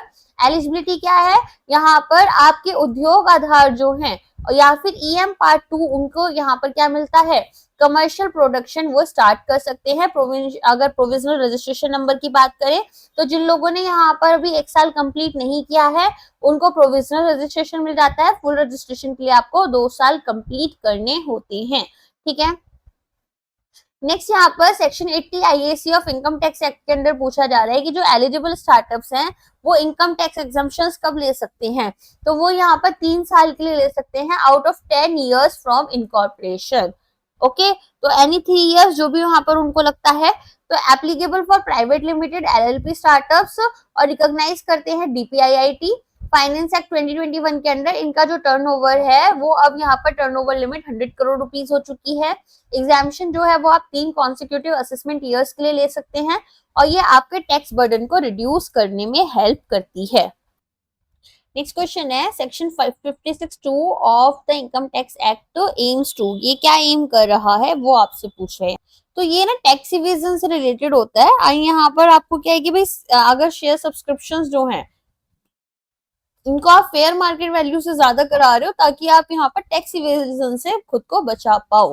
तो ये फाइनेंस एक्ट 2012 में आया था, जिसमें कि कर वो करना था हमें मनी लॉन्ड्रिंग को और अनअकाउंटेड इनकम। ठीक है, तो बेसिकली ये क्या था, ये यहाँ पर अमाउंट जो आपने रिसीव की है by a closely held company like startups for issue of shares above fair market price. ठीक है, चलिए अब नेक्स्ट आते हैं। अच्छा एक चीज और ध्यान रखिएगा कि यहाँ पर स्टार्टअप इन्वेस्टमेंट हमारे एंजल इन्वेस्टर्स करें या फिर वेंचर कैपिटलिस्ट करें, इसी के लिए यहाँ पर टैक्स एग्जाम्पशन भी मिल जाता है, तो एंजल टैक्स से बोला जाता है।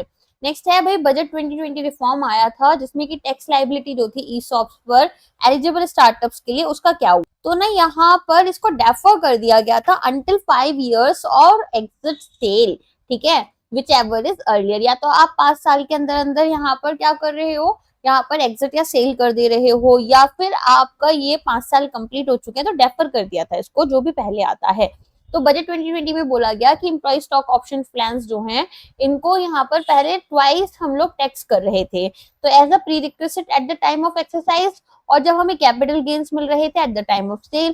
तो यहाँ पर मेजर रिलीफ लेकर आया गया, 5 साल के लिए यहाँ पर इनको एग्जाम किया गया, डेट ऑफ एम्प्लॉय का जो एग्जिट है उसके थ्रू, और यहाँ पर सेल ऑफ शेयर्स, तो जो भी चीज यहाँ पर पहले हो जाएगी अकॉर्डिंगली आपको एग्जाम्पशन मिल जाएगा। सेक्शन 54 जीबी जो था वो यहाँ पर कैपिटल गेन्स एग्जाम्पशन प्रोवाइड कर रहा है इंडिविजुअल्स को या फिर हिंदू अनडिवाइडेड फैमिलीज को, अगर क्यों कम मिलता है, यहाँ पर जो भी आपकी नेट कंसिडरेशंस हैं वो आप इन्वेस्ट कर रहे हो in the equity shares of eligible startups. तो सेक्शन 54 आपको एग्जाम्पशन प्रोवाइड करेगा long term capital gain tax से, एलटीसीजी भी बोलते हैं इसको, on the sale of residential property by an individual और हिंदू अनडिवाइडेड फैमिली, अगर यहाँ पर जो नेट कंसिडरेशन है उसको हम इक्विटी शेयर्स में इन्वेस्ट कर रहे हैं, और जो स्टार्टअप है वो यहाँ पर इन्वेस्टमेंट को यूज करती है ताकि न्यू एसेट्स को परचेज कर पाए विद इन 1 year। ठीक है, नेक्स्ट है एज पर एमसीए। एमसीए क्या है, ministry of corporate affairs 2020 taxation relaxation for startups. इनमें से कौन सा स्टेटमेंट करेक्ट नहीं है, तो यहाँ पर convertible notes up to 25 lakh in one tranche are not treated as deposits.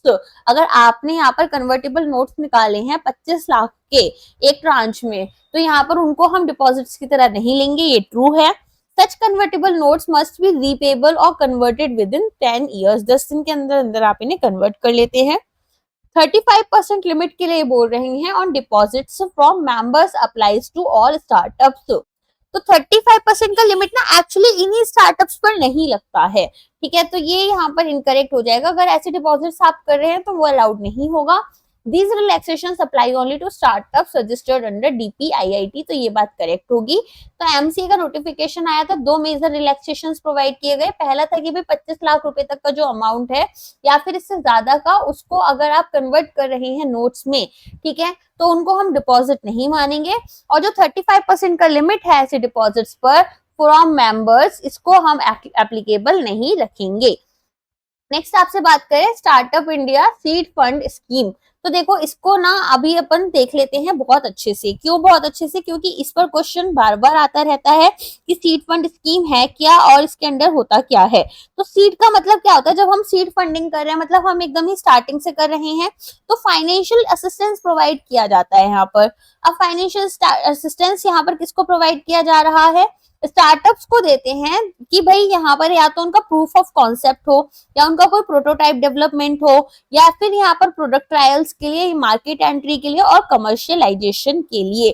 ठीक है, तो यहाँ पर ऑब्जेक्टिव सिर्फ और सिर्फ इसका इतना ही है कि भाई हम यहाँ पर जो स्टार्टअप्स हैं उनको एक ऐसे लेवल पर ले आए जहां से वो इन्वेस्टमेंट्स एंजल इन्वेस्टर्स से या फिर वेंचर कैपिटल से ले पाए, या उनको लोन्स मिल जाए बैंक्स वगैरह से। ठीक है, तो यहाँ पर ये आता है किसके अंदर है, डीपीआईआईटी के अंदर ही आता है। डीपीआईआईटी का फुल फॉर्म आपको पता ही है, department for promotion of industry and internal trade. ठीक है, इसमें आपके पास एक एक्सपर्ट एडवाइजरी कमेटी होती है, government assisted non government assisted incubators मिल जाते हैं 2 से 3 साल तक के लिए, और यहाँ पर जो स्टार्टअप है वो इनकॉर्पोरेटेड होनी चाहिए फॉर लेस देन 2 years। ठीक है, तो स्टार्टअप इंडिया फंड स्कीम के बारे में बस यही है कि भाई हमें अर्ली स्टेज स्टार्टअप जो होते हैं 2 साल से ज्यादा इनका यहाँ पर इंक्यूबेशन का टाइम नहीं होना चाहिए। बेसिकली इनको स्टार्ट हुए 2 साल से ज्यादा इनकॉर्पोरेशन का टाइम नहीं होना चाहिए। और ये यहाँ पर आपको प्रोटोटाइप्स के लिए वैलिडेट करने के लिए, बिजनेस आइडिया को, प्रोडक्ट्स को टेस्ट करने के लिए और मार्केट में एंटर होने के लिए हेल्प करते हैं। नेक्स्ट आपसे पूछा इनमें से कौन सा एक कंडीशन नहीं है for an incubator to be eligible under the startup India fund scheme. तो यहाँ पर must have at least 5 startups physically under incubation, must be active for at least 2 years, must have a minimum seating capacity of 50 startups। ऐसा ये नहीं होता है, ठीक है। तो यहाँ पर ये स्टेटमेंट आपकी इनकरेक्ट हो जाएगी। अगर आपको एक इंक्यूबेटर बनना है तो ऐसे सिचुएशन में यहाँ पर आपकी जो रिक्वायर्ड सीटिंग कैपेसिटी है वो 25 है, ना कि 50 है। और ये आपका यहाँ पर फुल टाइम सीईओ एक्सपीरियंस होना चाहिए एंटरप्रेन्योरशिप में। इसके बाद में बोल रहे हैं startup India seed fund scheme के under how much funding can a startup receive in total. तो 20 लाख एज ग्रांट मिल सकता है, 25 लाख यहाँ पर कन्वर्टेबल इंस्ट्रूमेंट्स के थ्रू, ठीक है। नेक्स्ट यहाँ पर डेट फाइनेंसिंग और इक्विटी फाइनेंसिंग के बीच में डिफरेंस पूछ रहे हैं। तो डेट फाइनेंसिंग में क्या होता है? डेट फाइनेंसिंग मतलब यहाँ पर आप खुद को जो फाइनेंस कर रहे हो वो लोन वगैरह के थ्रू, बॉन्ड्स के थ्रू, डिबेंचर्स के थ्रू कर रहे हो। इक्विटी में आप अपने शेयर्स बेच रहे हो, ठीक है। तो यहाँ पर बोल रहे हैं ओनरशिप चली जाती है, ओनरशिप इक्विटी में जाती है। रिक्वायर्स रीपेमेंट, ये डेब्ट में जाता है। डेट फाइनेंसिंग में डाइल्यूशन नहीं होती है। इक्विटी फाइनेंसिंग में आपकी डाइल्यूशन हो जाती है ओनरशिप की, ओनरशिप आपके हाथ से कहीं और भी चली जाती है। जहां पहले आप 100% के ओनर थे, अब हो सकता है 10% कम हो, ठीक है। तो यहाँ पर स्टार्टअप बोरो करेंगे और रीपे करेंगे इंटरेस्ट, ओनरशिप डाइल्यूट नहीं होती, यहाँ पर हो जाती है। और यहाँ पर कोई भी रीपेमेंट या कोलैटरल रिक्वायरमेंट नहीं रहती किसमें, इक्विटी में। At the seed stage which of the following is a typical funding source। इनमें से कौन सा एक टिपिकल फंडिंग सोर्स होता है? तो अभी बताया था एंजल इन्वेस्टर्स और इंक्यूबेटर्स, राइट। तो यहाँ पर ड्यूरिंग द सीड स्टेज हम क्या कोशिश करते हैं कि स्टार्टअप जो है incubators, grant, angel investors, crowd funding, इन सब से पैसा लें। आईपीओ, वेंचर डेब्ट और कॉर्पोरेट मर्जर्स जो होते हैं वो आपके बाद में आते हैं। स्टार्टअप फंड रेजिंग में फर्स्ट स्टेप क्या होता है कि भाई हमें फंडिंग की जरूरत है भी या नहीं है ना। तो यहाँ पर मच्छर मारने के लिए सबसे पहले हमें क्या जरूरी है कि मच्छर है या नहीं है। तो यहाँ पर भी सेम ही है कि यहाँ पर आपको देखना है क्या एक्सटर्नल फंड्स की सच में जरूरत है। Which factor is generally most important for investors when evaluating a startup। जब यहाँ पर आप एक स्टार्टअप को इवेलुएट कर रहे हो तो कौन सा स्टेटमेंट यहाँ पर सबसे इम्पोर्टेंट है? तो कौन सा होगा कि आप यहाँ पर कितनी प्रॉब्लम सॉल्विंग एबिलिटी रखते हो, है ना। अभी आपने देखा होगा थोड़ा सा हल्ला गुल्ला भी मचा था जब हमारे मिनिस्टर ने बोल दिया था ना, पीयूष गोयल ने, कि यहाँ पर जो हमारे स्टार्टअप्स हैं वो खाना वगैरह डिलीवर कराने किसी प्रॉब्लम को सॉल्व नहीं कर रहे हैं। तो वो थोड़ा सा लोग उल्टा सीधा बोलने लग गए थे, उनके शब्द सही नहीं थे, भावनाएं सही थी उनकी, तो लोग शब्दों पर चले गए थे, भावनाएं वो अपनी एक्सप्रेस नहीं कर पाए थे। सिडबी नहीं, मैं उनकी फैन वैन नहीं हूँ, बस बता रही हूँ कि ऐसा नहीं था। SIDBI manage fund of funds for startups. तो इसका मेन पर्पस आपसे पूछ रहे हैं कि क्या है। तो क्या होगा इसका मेन पर्पस कि भाई fund of funds for startups लेकर आ रहे हैं।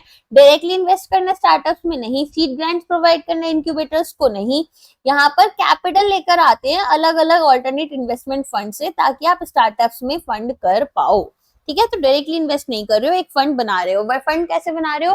अलग अलग AIFs को यूज कर कर। नेक्स्ट क्वेश्चन है प्राइमरी गोल क्या है यहाँ पर? 2000 करोड़ क्रेडिट गारंटी स्कीम का स्टार्टअप्स के लिए। तो यहाँ पर इजीली उनको लोन दे दे बिना किसी कोलैटरल के, और यहाँ पर कोई गारंटी वगैरह जो है वो कवरेज आपको प्रोवाइड कर दिया जाएगा। तो अप टू 5 करोड़ रुपीस पर स्टार्टअप यहाँ पर गारंटी प्रोवाइड की जाती है, और डेट फंडिंग जो है उसे ज्यादा एक्सेसिबल और लेस रिस्की बना दिया जाता है। नेक्स्ट आपसे बात हो रही है SIP EIT scheme for by मैती। तो यहाँ पर पूछ रहे हैं कि ये स्पेसिफिकली क्यों डिजाइन की गई है। तो इसका फुल फॉर्म क्या है?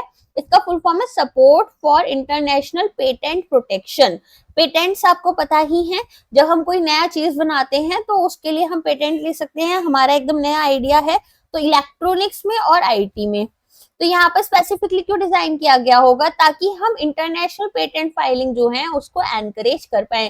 देखो इंडिया में ना पेटेंट्स बहुत कम फाइल होते हैं, और जो होते भी है ना वो इंटरनेशनल लेवल पर चैलेंजिंग नहीं होते हैं, क्योंकि ऑलरेडी हमारे आइडियाज मेजरली कॉपीड होते हैं। तो उस चीज से बचने के लिए इसको लेकर आया गया था। स्टार्टअप फंड रेजिंग प्रोसेस में आपके लिए फर्स्ट स्टेप क्या है कि फंड की नीड है या नहीं है, ठीक है। फिर आपसे पूछ रहे हैं अकॉर्डिंग टू इन्वेस्टर्स आउटलुक क्या मोस्ट इंपॉर्टेंट है जब हम इवेलुएट करेंगे, तो हमने देख लिया ऑब्जेक्टिव एंड प्रॉब्लम सॉल्विंग है। ओके, रिपीट हो गया क्वेश्चन, एक सेकेंड। हाँ चलो यहाँ पर आते हैं। वेंचर कैपिटल असिस्टेंस स्कीम जो है वो स्टार्टअप्स को किस सेक्टर के लिए प्रोवाइड की गई है, तो वेंचर कैपिटल असिस्टेंस स्कीम आपकी आती है एग्रीकल्चर और एग्री बिजनेस के लिए। अब ये पूछ रहे हैं why do capital venture capital firms exist as a source of startup funding. तो देखो ट्रेडिशनल बैंक्स जो है ना वो यहाँ पर हाई रिस्क लेना प्रेफर नहीं करते हैं, बहुत ज्यादा लॉस में चले जाते हैं। तो ऐसी सिचुएशन में यहाँ पर वेंचर कैपिटलिस्ट जो है वो सामने आए और काफी ज्यादा यहाँ पर उनकी ग्रोथ भी देखने के लिए मिलती है। की डिफरेंस क्या है वीसी और प्राइवेट इक्विटी में, तो आपको पता होना चाहिए पीई जो होते हैं आपके पास, जो प्राइवेट इक्विटी होती है वो मैच्योर कंपनीज में इन्वेस्टमेंट करती है जिनके पास में प्रूवन बिजनेस मॉडल है। ये क्वेश्चन भी एग्जाम में आ चुका है, ठीक है। जबकि वेंचर कैपिटलिज्म में क्या होता है, यहाँ पर वो लोग अर्ली स्टेज फंडिंग भी कर देते हैं और ग्रोथ स्टेज स्टार्टअप्स के लिए भी फंडिंग प्रोवाइड कर देते हैं। नेक्स्ट आपसे पूछा नेचर ऑफ वीसी इन्वेस्टमेंट, तो अगर एक टिपिकल वेंचर कैपिटल अरेंजमेंट है तो फाइनेंशियल बर्डन जो होगा स्टार्टअप का इनिशियल ईयर्स में वो किसके ऊपर होता है, तो ये यहाँ पर स्टार्टअप के ऊपर तो मिनिमल होगा जो, क्योंकि वीसी जो है वो शेयर्स भी ले लेते हैं और आपको पता है फिर ये पूरी एग्जिट स्ट्रेटेजी चलती है इनकी कि आईपीओ में दें, दूसरी फर्म को यहाँ पर बेच दें या फिर जो प्रमोटर्स है उन्हें ही वापस दे दें शेयर्स, तो अकॉर्डिंगली यहाँ पर वो लोग आगे जाते हैं। अब आगे पूछ रहे हैं कि यहाँ पर क्या रोल प्ले करते हैं वेंचर कैपिटलिस्ट आफ्टर इन्वेस्टिंग, तो वो आपका ना पूरा मैनेजमेंट भी देख रहे होते हैं, ठीक है। तो स्ट्रेटेजिक गाइडेंस प्रोवाइड करते हैं without any daily operational control, daily का ऑपरेशनल कंट्रोल नहीं कर रहे हैं लेकिन बाकी सारी चीजें देखते हैं। फर्स्ट स्टेप क्या है वेंचर कैपिटल फंडिंग प्रोसेस में, ये आपसे पूछ रहे हैं। तो फर्स्ट स्टेप क्या होगा वेंचर कैपिटल फंडिंग प्रोसेस में, यहाँ पर आपको ट्रांजेक्शन जो है वो थ्रू डील ओरिजिनेशन स्टार्ट करनी होती है, ठीक है। तो यहाँ पर पहले आपकी डील स्टार्ट होती है जिसमें आप रेफरल्स वगैरह आते हैं, इंडस्ट्री कॉन्टेक्ट से फाउंडर्स एक दूसरे से मिलते हैं, इंक्यूबेटर्स आते हैं, इसके बाद में स्क्रीनिंग की जाती है, इवेल्युएशन की जाती है, नेगोशिएशन किया जाता है और फिर जो डील अपॉर्चुनिटी है वो आइडेंटिफाई की जाती है। एग्जिट स्ट्रेटेजी के लिए बात कर रहे हैं कि भाई कॉमन कौन सा है यहाँ पर, तो आईपीओ के थ्रू करते हैं या एक्विजिशन के थ्रू कर लेते हैं, ठीक है। तो यहाँ पर वीसी 5 से 7 साल के अंदर एग्जिट ले लेते हैं थ्रू आईपीओ या फिर मर्जर एक्विजिशन के थ्रू। नेक्स्ट पूछे what is the typical sequence of activities during the life cycle of a venture capital fund, तो यहाँ पर वेंचर कैपिटल फंड की जो लाइफ साइकिल है उसमें टिपिकल सीक्वेंस क्या रहता है, तो सबसे पहले आप इन्वेस्टमेंट्स करते हैं, फिर बिल्डिंग करते हैं और फिर बिल्ड करने के बाद में अपना जो भी शेयर है प्रॉफिट का वो लेते हो और एग्जिट कर देते हो, ठीक।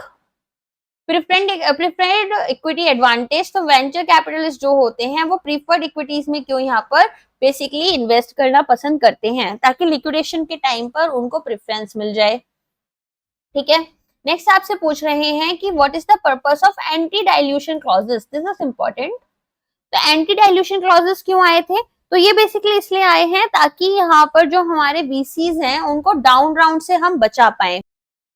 तो एंटी डाइल्यूशन क्लॉजेस में क्या होता है, हम बेसिकली प्रोटेक्ट करना चाहते हैं अपने वेंचर कैपिटलिस्ट को डाउन राउंड से। डाउन राउंड क्या है, फ्यूचर फंडिंग जो है हमारी वो हम लोअर वैल्यूएशन पर करते हैं, ठीक है। तो यहाँ पर क्या होगा, यहाँ पर वीसीज की जो शेयर होल्डिंग है उसको एडजस्ट करना पड़ता है और उनकी जो ओनरशिप परसेंटेज है उसको प्रिजर्व करते हैं ताकि यहाँ पर स्टार्टअप की जो वैल्यूएशन अगर ड्रॉप भी हो रही है तो भी यहाँ पर उनके पास में ओनरशिप परसेंटेज सही रहेगी। अब आती है मैनेजमेंट फी, तो यहाँ पर पूछा है मैनेजमेंट फी और कैरी में यहाँ पर क्या डिफरेंस है, तो फी जो होती है वो आपकी ऑपरेटिंग कॉस्ट कवर करती है और कैरी जो है वो परफॉर्मेंस बेस्ड शेयर्स जो है हमारे प्रॉफिट्स का वो हम देते हैं।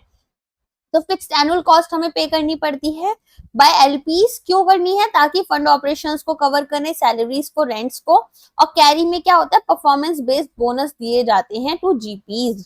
अच्छा, एलपी और जीपी नहीं पता होगा आपको। देखो, एलपीज होते हैं जो पैसिव इन्वेस्टर्स रहते हैं, ठीक है, और जीपीज जो होते हैं ना, ये ऑपरेटर्स होते हैं, सारी डील को सोर्स करना, स्ट्रक्चर करना, इन्हीं का काम होता है।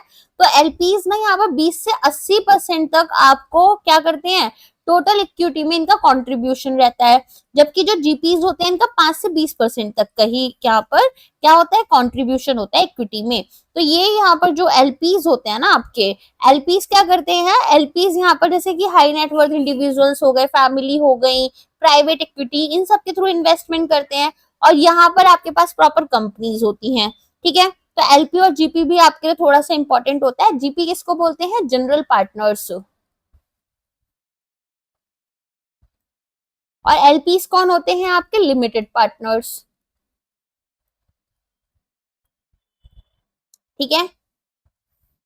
ये छोटा पोर्शन देते हैं, ये बड़ा पोर्शन देते हैं। यहाँ पर कोई पर्सनल गारंटी नहीं लेते ये यहाँ पर पर्सनल गारंटी ले रहे होते हैं, बस इतना इतना याद कर लो। चलो, अब यहाँ पर नेक्स्ट क्वेश्चन क्या है, हर्डल रेट के बारे में, कि भाई हर्डल रेट क्या होता है। तो minimum IRR, internal rate of return, यहाँ पर कितना आपको अचीव करना है बिफोर कि हमारे जो जनरल पार्टनर्स हैं वो परफॉर्मेंस फी रिसीव कर ले, ठीक है। तो अगर हर्डल मीट नहीं हुआ है तो क्वेरी जो है वो फोरफिट हो जाता है, क्यों, क्वेरी आपका परफॉर्मेंस बेस्ड रहता है। तो minimum IRR VC fund must deliver to LPs, ठीक है ना। तो लिमिटेड पार्टनर्स को जितना फंड यहाँ पर return of required rate of return आपको प्रोवाइड करना है वो आप प्रोवाइड करोगे, इसके बाद में ही आपको कैरी मिलता है।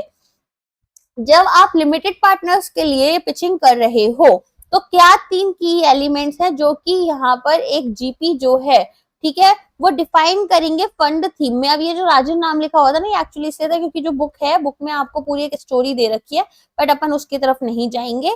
तो यहाँ पर आपके जब हम एलपी को क्या कर रहे हैं, पिचिंग कर रहे हैं, तो जीपी को यहाँ पर फंड थीम में इंडस्ट्री का फोकस क्या है, इन्वेस्टमेंट स्टेज कौन सी है, ग्रोथ में कर रहे हो, सीड में कर रहे हो, किस में कर रहे हो, ज्योग्राफी क्या है, ये सारी चीजें देखी जाती हैं, ठीक है।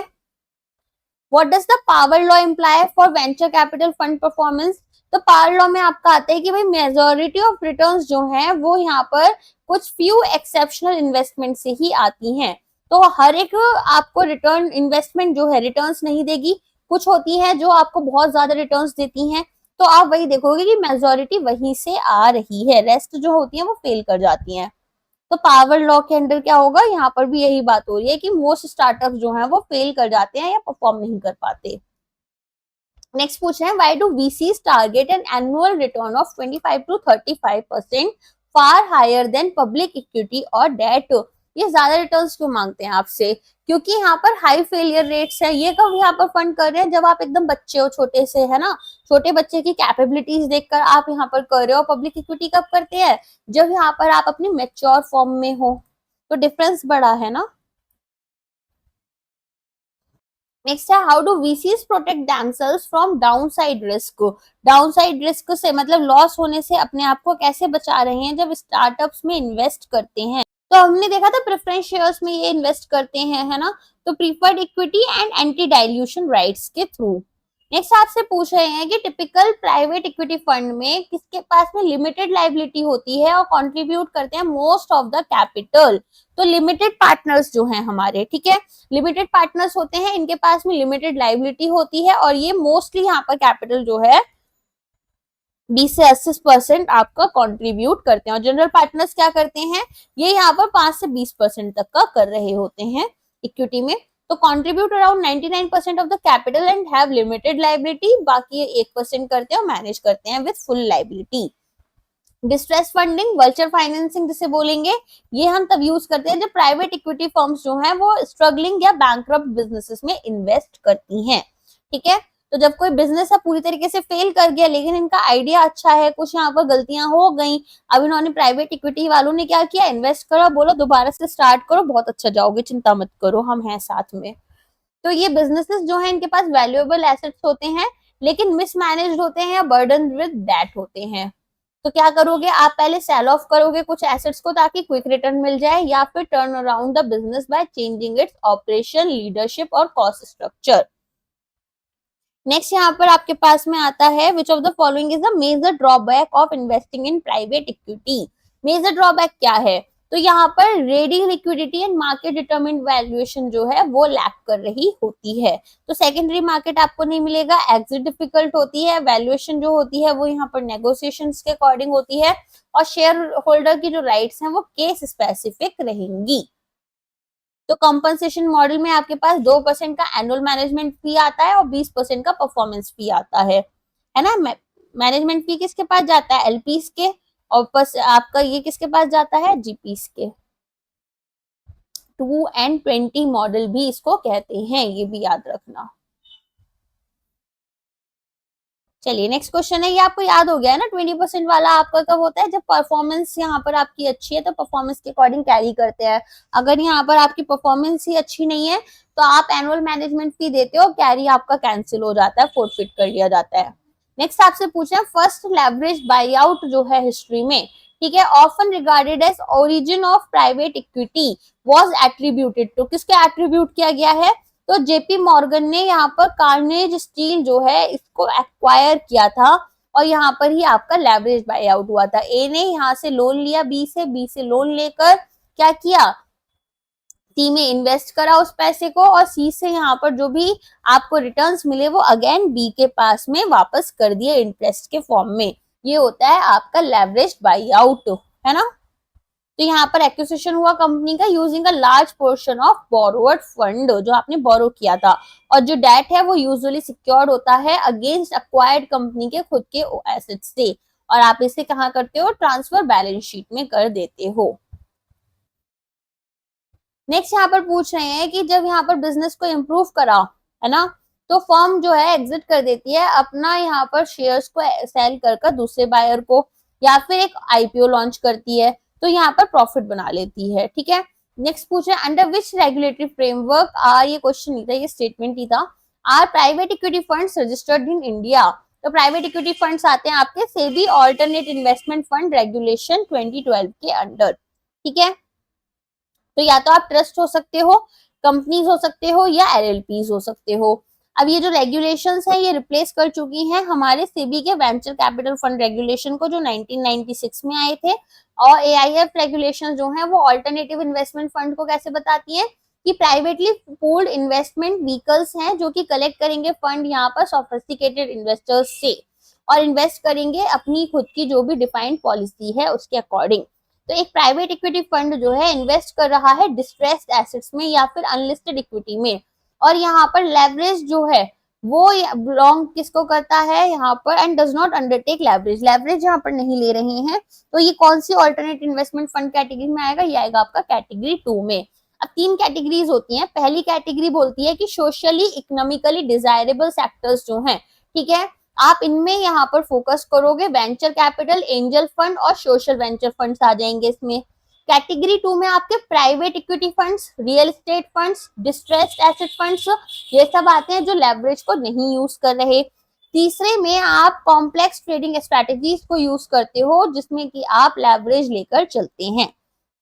नेक्स्ट आपसे पूछ रहे हैं private placement under companies act के अंडर, तो as per companies act 2013 what is the maximum number of persons a company can make a private placement offer to, किसको यहाँ पर कर सकती है? मैक्सिमम यहाँ पर जो है हमारे कितने लोगों को एक कंपनी जो है प्राइवेट प्लेसमेंट ऑफर कर सकती है?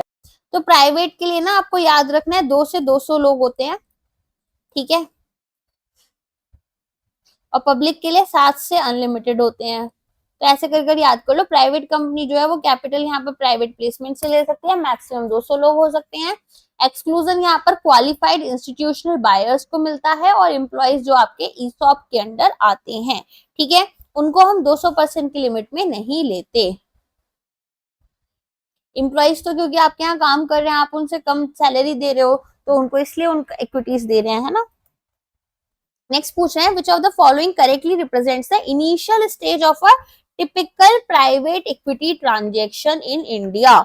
इंडिया में जो यहाँ पर टिपिकल आपकी क्या हो रही है, प्राइवेट इक्विटी ट्रांजेक्शन्स हो रहे हैं, उसमें इनिशियल स्टेजेस के लिए क्या आप रिप्रेजेंट करोगे, कैसे करोगे? तो सबसे पहले आता है आपका टीजर। टीजर क्या है? डॉक्यूमेंट होती है जो कि इन्वेस्टमेंट्स भेजते हैं, इन्वेस्टर्स भेजते हैं, किसको भेजते हैं ये? ये आपके यहाँ पर बेसिकली जो भी इंटरेस्टेड इन्वेस्टर्स हैं, है ना, फर्म्स हैं, प्राइवेट इक्विटी फर्म्स हैं, उनको भेजा जाता है। क्यों भेजा जा रहा है कि आप एक बार देख लें हमारे बारे में सारी इंफॉर्मेशन, फिर यहाँ पर आप एक क्या भेजते हो, कॉन्फिडेंस एनडीए भेजते हो। एनडीए में क्या है, नॉन डिस्क्लोजर यहाँ पर एग्रीमेंट होती है कि भाई इंटरेस्टेड पार्टीज यहाँ आपका जो भी कॉन्फिडेंशियलिटी है वो प्रोटेक्ट कर कर रखेंगी, क्योंकि हमें यहाँ पर अपनी हर एक इंफॉर्मेशन बतानी पड़ रही है। कभी आप इसे हमारे कॉम्पिटिटर्स को लीक कर दो। इसके बाद में कॉन्फिडेंशियल इंफॉर्मेशन मेमोरेंडम होता है, एक पूरी डिटेल डॉक्यूमेंट होती है जिसमें बिजनेस के बारे में सारी इंफॉर्मेशन बहुत डिटेल में दी जाती है, और फिर यहाँ पर वैल्यूएशन होती है कंपनी की। ठीक है, तो याद कर लेना, teaser, NDA, confidential information memorandum और फिर वैल्यूएशन। नेक्स्ट यहाँ पर पूछ रहे हैं कि प्राइमरी पर्पस क्या है, कि आप ड्यू डिलिजेंस को कंडक्ट करते हो प्राइवेट इक्विटी ट्रांजैक्शन में, ताकि आप रिस्क देख पाओ और वैलिडेट कर पाओ फैक्ट्स को, भाई जो चीजें बताई गई हैं, जो इन्फॉर्मेशन दी गई है वो सब सही है या नहीं है। Financial status, legal matters, tax, contract, IP, employees issues, ये सारी चीजें आप ढूंढ पाते हो। नेक्स्ट यहाँ पर पूछ रहे हैं कि कौन सी यहाँ पर प्राइवेट इक्विटी एग्जिट स्ट्रैटेजी है जिसमें शेयर्स आप दूसरे को भेजते हो, दूसरे प्राइवेट इक्विटी को। तो ये होता है सेकेंडरी बाई आउट, है ना। आईपीओ में तो आप क्या कर रहे हो, पब्लिक को दे रहे हो, यहाँ पर आप बेच ही देते हो, यहाँ पर आप लेवरेज रिकैपिटलाइजेशन कर रहे हो, जिसमें कि आप पार्शियल एग्जिट कर रहे हो। ठीक है, तो यहाँ पर जो लोड कर रहे हो फर्म को विद डेट। चलिए नेक्स्ट आपका आता है यहाँ पर, Which of the following statements about the origin and early history of artificial intelligence is most accurate? अब ये इजी चैप्टर्स आपके स्टार्ट हो गया। तो जॉन मैककार्थी जो है, इन्होंने यहाँ पर टर्म एआई लेकर आए थे at the Turing conference in 1950। Turing test जो है वो डिजाइन की इवैल्यूएट करेंगे मशीन की यहाँ पर एबिलिटी क्या है ऑथेंटिक टास्क परफॉर्म करने के लिए। डार्टमाउथ कॉन्फ्रेंस, ये करेक्ट स्टेटमेंट होगी। यहाँ पर इन्होंने जो है क्या ऑफिशियल बिगनिंग की थी। तो जॉन मैककार्थी जो थे ये टर्म लेकर आए थे। ये सिंपल सा क्वेश्चन आरबीडब्ल्यूएम में आ चुका है कई बार कि यहाँ पर ये टर्म किसने कॉइन की थी, आर्टिफिशियल इंटेलिजेंस, तो जॉन मैककार्थी ने की थी। और ये आपकी इन्होंने कब की थी, ये इन्होंने की थी डार्टमाउथ कॉन्फ्रेंस के टाइम पर। एलन ट्यूरिंग जो थे, इन्होंने यहाँ पर ट्यूरिंग टेस्ट निकाला था, जो कि यहाँ पर इवेलुएट करता है कि मशीन की एबिलिटी क्या है, कि वो ह्यूमन लाइक इंटेलिजेंस फॉलो कर सकती है, एग्जिबिट कर सकती है। फिर आपके पास में यहाँ पर क्वेश्चन है कि why are many AI based technologies not considered AI. बहुत ज्यादा एआई यहाँ पर हम क्यों नहीं बोलते हैं इनको, क्योंकि एआई जो है, ठीक है, वो वंस यहाँ पर अडॉप्ट हो गई और यूजफुल हो गई, it is not no longer labelled as AI. तो निक बॉन्स्टम इनसाइड जो है, इन्होंने ये बोला कि जब कोई एआई जो है यूबिक्विशियस हो जाती है, लाइक सर्च इंजन या फिर वॉइस असिस्टेंट्स, तो यहाँ पर इसको हम एआई नहीं बोलते हैं, ये नॉर्मल पार्ट ऑफ टेक्नोलॉजी बन जाता है। तो ये जो शिफ्ट है परसेप्शन में, ये नॉर्मलाइजेशन और यूटिलिटी की वजह से बनता है, जैसे अभी चैट जीपीटी हो चुका है।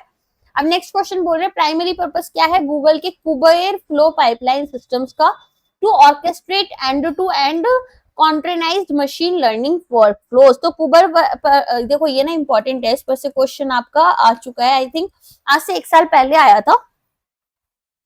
तो यहाँ पर क्या है, यहाँ पर बोल रहे हैं कि कुबर फ्लो पाइपलाइंस जो है, ये कंटेनर बेस्ड एमएल टास्क जो है आपके मशीन लर्निंग टास्क, जैसे कि डेटा प्री प्रोसेसिंग हो गया, ट्रेनिंग हो गया, डिप्लॉयमेंट हो गया, इनको यहाँ पर मैनेज करते हैं।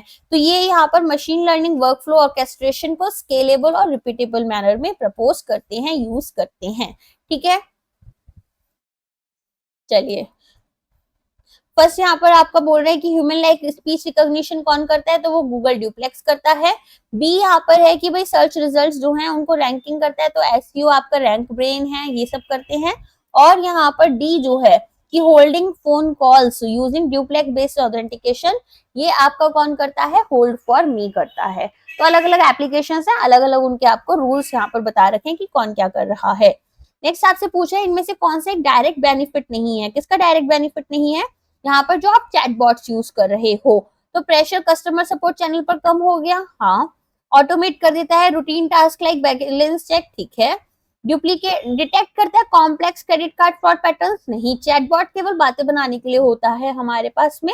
और ये रिटर्न ऑन इन्वेस्टमेंट जो है उनको कॉस्ट सेविंग्स के थ्रू, ऑफकोर्स कॉस्ट सेविंग हो गई, अब आप बहुत ज्यादा लोगों को नहीं लेकर आओगे। In AI based robo advisory what is the primary function of AI system. तो एआई सिस्टम आपको रोबो एडवाइजरी में क्या करता है, यहाँ पर ये देखेगा कि फाइनेंशियल हेल्थ कैसी है क्लाइंट की, और यहाँ पर क्या उनके पास डेटा है ताकि पर्सनलाइज्ड इन्वेस्टमेंट एडवाइस प्रोवाइड कर पाए। ठीक है, तो एडवाइजरी सर्विसेज प्रोवाइड कर रहा है जो बैंक आपको प्रोवाइड करता है। फिर यहाँ पर हाइब्रिड इंफॉर्मेशन सिस्टम के बारे में बात कर रहे हैं कि हाइब्रिड इंफॉर्मेशन सिस्टम क्या करता है। तो यहाँ पर आपको ये बेसिकली क्या हेल्प कर रहा है, डिसीजन मेकिंग में। जैसे एमआईएस होता है ना, एमआईएस की जगह आपके पास क्या आ गया, एमआईएस की जगह आपके पास आ जाता है हाइब्रिड इंफॉर्मेशन सिस्टम। तो ये क्या कर रहा है, ये यहाँ पर एक कॉम्बिनेशन है वेरियस एआई मेथोडोलॉजीज का, like fuzzy logic, neural nets, generic algorithms. Next यहाँ पर पूछ रहे हैं मेजर लिमिटेशन क्या है आर्टिफिशियल न्यूरल नेटवर्क्स की। तो आर्टिफिशियल न्यूरल नेटवर्क्स आपके लिए क्या कर रहे होते हैं, ये बहुत ही यहाँ पर बेसिकली आपके लिए ना पैटर्न्स वगैरह डिटेक्ट करते हैं कि भाई क्या पैटर्न है, उसके अकॉर्डिंग डिसीजन मेकिंग में हेल्प करते हैं।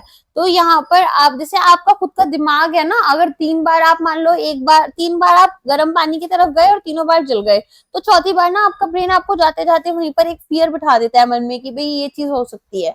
तो इसी तरीके से न्यूरल नेटवर्क होते हैं, वो आपको डिसीजन मेकिंग में हेल्प करते हैं। मैं जलने वाला पता नहीं क्यों बोल रही थी, बट ये थोड़ा अजीब से एग्जाम्पल था, तो छोड़ो। एक्चुअली मैं खुद भी जल गई थी अभी हाल फिलहाल में, तो मेरे दिमाग में थोड़ा सा वो फियर वाला सीन आ गया। बोलते बोलते ना चीजें आपकी लाइफ से जो रिलेटेड एग्जाम्पल्स होते हैं उधर चले जाते हैं। तो न्यूरल नेटवर्क देखो इसी तरीके से होता है ना ब्रेन में। तो यहाँ पर क्या होता है, कोई भी सिचुएशन बार बार हो रही होती है तो आपका कहीं ना कहीं डिसीजन मेकिंग पैटर्न वो सारी चीजों को ये कॉपी कर लेता है। ठीक है, तो न्यूरल नेटवर्क बहुत हाईली एक्यूरेट होते हैं और इनको हम ब्लैक बॉक्स की तरह भी बोलते हैं क्योंकि लिमिटेड इंटरप्रिटेबिलिटी होती है इनर लॉजिक की। तो ये लेस ट्रांसपेरेंट होते हैं देन ट्रेडिशनल मॉडल्स। नेक्स्ट यहाँ पर पूछ रहे हैं why did AI and control theory develop as distinct disciplines despite overlapping goals. तो ये अलग अलग दो तरह के जैसे दो सब्जेक्ट्स होते हैं ना, ऐसे ही दो अलग अलग चीजें निकल कर आई। तो ये पूछा ऐसा क्यों हुआ। तो कंट्रोल थियरी क्या कर रही है, कैलकुलस, मैट्रिक्स, अलजेब्रा इनको यूज कर रही है कॉन्टिन्यूस सिस्टम्स के लिए, और जो एआई है ये यहाँ पर डिस्क्रीट लॉजिकल प्रॉब्लम्स जो हैं उनको सॉल्व करने के लिए हेल्प करती है। तो कंट्रोल थियरी जो है कॉन्टिन्यूस सिस्टम्स के साथ डील कर रही है जो कि मैकेनिकल कंट्रोल्स के लिए अच्छे हैं, जैसे थर्मोस्टैट्स हो गए, जैसे आपका थर्मामीटर ही समझ लो। और यहाँ पर एआई जो है ये क्या कर रही है, ये यहाँ पर डिस्क्रीट सिंबलिक प्रॉब्लम्स जैसे लैंग्वेज, रीजनिंग, कॉग्निशन, इन सबको यहाँ पर आपको एक्सप्लोर करने में हेल्प करता है। अब ये पूछ रहे हैं आर्टिफिशियल इंटेलिजेंस के कंटेक्स्ट में रैशनल एजेंट क्या होगा। रैशनल एजेंट वो सिस्टम हो गया जो कि एक्ट कर रहा है to achieve the best possible outcome. यहाँ पर आपके परसेप्शन के बेसिस पर कौन सा बेस्ट पॉसिबल आउटकम है। नेक्स्ट यहाँ पर सुपरवाइज लर्निंग के बारे में पूछ रहे हैं कि भाई एआई में यहाँ पर सुपरवाइज लर्निंग जो है उसके लिए कौन सा बेस्ट स्टेटमेंट रहेगा। तो it is trained using labelled inputs and outputs to predict outcomes. जो भी आपके आउटकम्स हैं उनको प्रेडिक्ट करने के लिए हम इसको यूज कर रहे हैं। तो सुपरवाइज लर्निंग में आपका क्या आएगा, एक मैपिंग फंक्शन है जिसको आप याद करते हो from input features to labelled outputs. Next यहाँ पर पूछ रहे हैं एआई में जब एजेंट जो है वो अज्यूम कर रहा है कि it is the only factor that affects the environment, this type of planning is called. इसको क्या हम बोलेंगे, तो इसे बोलते हैं डिटर्मिनिस्टिक प्लानिंग। ठीक है, जहां पर एजेंट ये समझता है कि जो एनवायरनमेंट है वो एग्जैक्टली वैसा ही रिस्पॉन्ड करेगा जैसा कि यहाँ पर एक्सपेक्ट किया गया था इसके एक्शन से।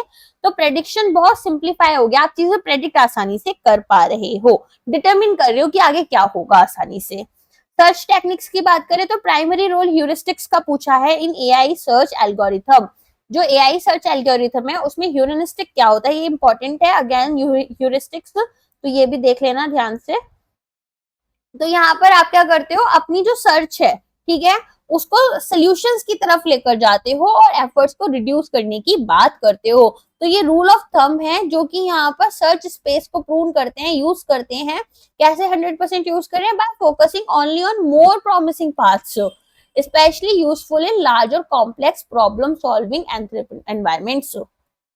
नेक्स्ट यहाँ पर पूछ रहे हैं which classifier is considered to be Google's most extensively used learner due to its simplicity and scalability. तो यहाँ पर आप गूगल का जो मोस्ट एक्सटेंसिवली यूज लर्नर है वो कौन सा है ये पूछ रहे हैं। तो ये आपका नेइव बाइस है।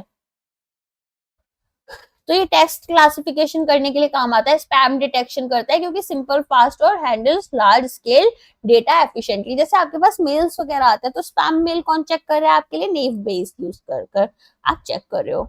अब एआई की पूछ रहे हैं कि भाई रोबोटिक्स जब आप यूज कर रहे हो और एआई यूज कर रहे हो हजार्डस इंडस्ट्रीज में, तो उसका क्या फायदा है? तो ह्यूमन जो है वो बच जा रहे हैं टॉक्सिक एनवायरनमेंट से। जैसे आपने देखा है बहुत बार आग वगैरह लग जाती है, चीजें हो जाती हैं, तो इंसान एटलीस्ट जलेंगे नहीं। फिर आपसे यहाँ पर पूछ रहे हैं, जो आपको बता रहे रोबोट्स जो हैं वो यहाँ पर आप एरोस्पेस, न्यूक्लियर और डिफेंस में यूज करते हैं, ताकि जो टास्क हैं, ठीक है, जिनमें डेंजरस या प्रिसीजन आता है, उनमें आप इसको ह्यूमन एरर से बच सकते हो या ह्यूमन की जो लाइफ है उसे बचा सकते हो। प्राइमरी पर्पस क्या है बिजनेस एनालिटिक्स का? To support data driven decision making. ठीक है, तो यहाँ पर एनालिटिक्स, आप डेटा एनालिटिक्स यूज करते हो, क्यों यूज करते हो? कि भाई डेटा यूज करके यहाँ पर आप अलग अलग चीजें पता कर पाते हो, डिसीजन मेकिंग बेटर कर पाते हो। तो यहाँ पर करेंट और हिस्टोरिकल डेटा आप यूज कर रहे हो, और कैसे कर रहे हो? टूल्स, स्टैट्स और टेक्नोलॉजीज को यूज करते हुए। तो इनको एनालाइज कर यहाँ पर आप इन्फॉर्म डिसीजन ले पाते हो। डिस्क्रिप्टिव एनालिटिक्स में यहाँ पर पूछ रहे हैं कि भाई क्या करेक्टली इसको डिस्क्राइब कर रहा है? तो ये आपको बताता है what happened using past data. क्या हुआ वो आपको डिस्क्रिप्शन में बताया जा रहा है। तो हिस्टोरिकल डेटा को आप यहाँ पर समराइज करते हो एग्रीगेशन, चार्ट्स एंड रिपोर्ट्स देखते हुए। नेक्स्ट आपसे पूछ रहे हैं डायग्नोस्टिक एनालिसिस के बारे में। तो डायग्नोस्ट आप क्या करते हो? बीमारी जब आप डायग्नोस करते हो तो बताते हो ना कि क्यों हुई, तो व्हाई डिड इट हैपन। ठीक है, तो यहाँ पर आप ड्रिल डाउन डेटा डिस्कवरी को रिलेट करते हो चीजों को और तब बताते हो। फिर आपसे पूछ रहे हैं कि फोरकास्ट जब करोगे तो प्रेडिक्टिव आ जाता है आपका, जिसमें कि आप यहाँ पर प्रेडिक्ट कर रहे हो कि भाई यहाँ पर चीजें आपकी क्या होंगी फ्यूचर में, पहले ऐसे हो रही थी, अभी थोड़ा डेटा में ये चेंजेस हैं। तो स्टैटिस्टिकल एल्गोरिथम्स यूज करोगे एमएल और पास्ट डेटा को। नेक्स्ट यहाँ पर पूछा कौन सी एनालिटिक्स है जो कि रिकमेंड करती है बेस्ट कोर्स ऑफ एक्शन। तो आपको क्या दिया जाता है प्रिस्क्रिप्शन में? जो डॉक्टर प्रिस्क्रिप्शन देता है, आपको बताया जाता है ना क्या दवाइयां यूज करनी है, कैसे ठीक करना है, ऐसे ही प्रिस्क्रिप्टिव एनालिटिक्स होता है। समझ में आ गया? तो ये केवल प्रेडिक्ट नहीं कर रहा आपके आउटकम्स को, लेकिन सजेस्ट भी कर रहा है एक्शंस को। नेक्स्ट आपसे पूछ रहे हैं कि इनमें से कौन सा बिजनेस एनालिटिक्स का एक एलिमेंट नहीं है। तो बिजनेस एनालिटिक्स में आप डेटा को यूज कर रहे हो, ब्रेन स्टॉर्मिंग नहीं कर रहे। ब्रेन स्टॉर्मिंग क्या है? सारे लोग मिलकर यहाँ पर आपस में बात कर चीजों को, यहाँ पर उनके पॉजिटिव नेगेटिव आउटकम्स चीजें डिस्कस कर रहे हो। डेटा माइनिंग प्रोसेस में फर्स्ट स्टेप पूछ रहे हैं क्या है? तो सबसे पहले तो डेटा कलेक्ट किया जाता है। ठीक है, डेटा कलेक्ट कर उसको प्रिपेयर करा जाता है जिस भी फॉर्म में आपको चाहिए, और फिर यहाँ पर माइनिंग की जाती है और फिर उसे इंटरप्रेट किया जाता है। नेक्स्ट आपसे पूछ रहे हैं in association rule mining which measure reflects the probability of then part given the if. देखो एसोसिएशन रूल माइनिंग में क्या है? यहाँ पर एसोसिएट किया जा रहा है अलग अलग जो वेरिएबल डेटा है ना आपके पास में, बेसिकली अलग अलग जो यहाँ पर आपके पास में डेटा सेट्स, अलग अलग इंफॉर्मेशन बोल सकते हो आप उसको। तो यहाँ पर आपके पास में उनको यूज किया गया, और अलग अलग वेरिएबल डेटा सेट्स को यूज कर आपने देखा कि भाई ये आपस में किस तरह से एक दूसरे के साथ में कनेक्टेड है, क्या रूल इनका है, और फिर यहाँ पर आप इफ देन वाला पार्ट यूज करते हो। ठीक है, तो यहाँ पर क्या होता है? यहाँ पर ये आपका आता है कि हाउ ऑफन आइटम्स जो हैं in then part appear when the if part is present. अगर ऐसा होगा, अगर कस्टमर ने बाय किया है ब्रेड, तो 80% कस्टमर्स यहाँ पर क्या करेंगे? बटर भी लेंगे। ठीक है, तो ब्रेड बटर का यहाँ पर आपके पास एग्जाम्पल आ गया। यूजुअली ब्रेड बटर का देते हैं। एक और बता देती हूँ, अगर आपने चपाती बनाई है तो अब आपके पास में पिकल, या फिर यहाँ पर आपने अगर if you have made a chapati you will also cook veggies for yourself. तो इस तरीके से आ जाएगा, you will cook more food yourself for yourself, और you will have it in lunch. तो ये सारी चीजें हो गई। What data mining method is best for grouping similar data points without labels? बिना किसी लेबल के कर रहे हैं तो क्लस्टरिंग कर रहे होते हैं। ठीक है, अदरवाइज क्लासिफिकेशन करते हैं। जिन लोगों ने जावा पढ़ा होगा उनको पता होगा, हम लोग ऑब्जेक्ट्स बनाते हैं और ऑब्जेक्ट्स में हम यहाँ पर क्या करते हैं? अलग अलग डेटा सेट्स को क्लासिफाई कर रहे होते हैं। तो क्लस्टरिंग में क्या होता है? ग्रुप करोगे आप अनलेबल्ड डेटा को based on similarities. What is the main use of sentiment analysis in text mining? Sentiment analysis का क्या काम है ये आपसे पूछा जा रहा है। तो आप यहाँ पर डिटेक्ट करते हो कस्टमर इमोशन को और ओपिनियन को। ठीक है, तो रिव्यूज, ट्वीट्स, फीडबैक, ये सब चीजें आप यूज करोगे और देखोगे कि भाई यहाँ पर पॉजिटिव आपको रिव्यूज मिल रहे हैं या फिर नेगेटिव है लोगों का आपके तरफ। टोकेनाइजेशन क्या होता है, आप यहाँ पर स्प्लिट कर देते हो टेक्स्ट को स्मॉलर पीसेस में, जैसे वर्ड्स या टोकन्स में। तो टेक्स्ट माइनिंग में ये फर्स्ट स्टेप होता है जहां पर टेक्स्ट को हम टोकन्स में, वर्ड्स, फ्रेजेस में डिवाइड कर देते हैं और फर्दर जो एनएलपी टास्क हैं वो यहाँ पर क्लासिफिकेशन करते हैं या सेंटीमेंट डिटेक्शन। मान लो आपने एक पूरा पैसेज लिखा और वहां पर आपने suicide as a word use किया, तो ऐसी सिचुएशन में क्या होता है ना, फिर आपको ये जो वर्ड यूज किया गया है तो इसको अलग अलग क्लासिफाई कर दिया जाता है। इसी तरीके से गवर्नमेंट हमारे बारे में भी चीजें पता करती है। ग्रैन्युलैरिटी क्या होती है डेटा एग्रीगेशन में, तो यहाँ पर आपकी जो भी टाइम है या डिटेल्स हैं, ठीक है ना, टाइम इंटरवल देखा जाता है यहाँ पर या फिर आपकी डिटेल देखी जाती है। तो ग्रैन्युलैरिटी में आप देखोगे कि हाउ फाइन या course your data is collected. जैसे आटा बनाते हैं ना, तो आटा एक खुरदुरा होता है, बिल्कुल ही अच्छे से पिसा है, ऐसे ही ग्रैन्युलैरिटी उसी से समझ लो आप लोग। बिल्कुल अगर बेसिक आपको कंप्यूटर साइंस नहीं आती है तो आप यहाँ पर देखोगे कितना फाइन या कोर्स यहाँ पर आपका डेटा जो है वो कलेक्ट किया गया है, जैसे कि 1 मिनट का, 5 मिनट का, कुछ सेकेंड्स का। तो यहाँ पर आपकी रिपोर्टिंग और ट्रेंड डिटेक्शन को आप इजीली इम्पैक्ट करता है ये। क्वालिटेटिव मेथड जो है फोरकास्टिंग के, उनको क्वांटिटेटिव मेथड से किस तरह से डिस्टिंग्विश किया जा सकता है। तो यहाँ पर क्वालिटेटिव मेथड जो होते हैं वो एक्सपर्ट्स की अपनी जजमेंट्स के अकॉर्डिंग होती है, इंट्यूशंस होते हैं और सब्जेक्टिव इंसाइट्स होते हैं। और क्वांटिटेटिव एकदम डेटा बेस्ड होगा, जो बोल दिया वही है ना। तो यहाँ पर ये जजमेंट बेस्ड है, एक्सपीरियंस पर रिलाई करोगे, इंट्यूशंस पर और सब्जेक्टिव ओपिनियंस पर।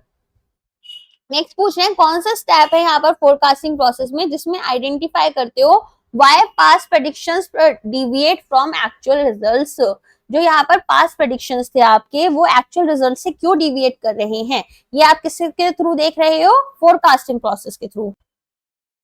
तो यहाँ पर आपने क्या करना है, यहाँ पर थोड़ा बहुत डेटा जो है वो प्लस माइनस चेंज कर देखोगे, तो एडजस्ट करोगे फोरकास्ट डेटा को जिसमें कि आपको प्रीवियस फोरकास्ट को एक्चुअल आउटकम के साथ में कंपेयर करना है, गैप्स को एनालाइज करोगे, लर्निंग्स को इनकॉर्पोरेट करोगे ताकि आपकी एक्यूरेसी बढ़ जाए फ्यूचर प्रोडिक्शंस के लिए।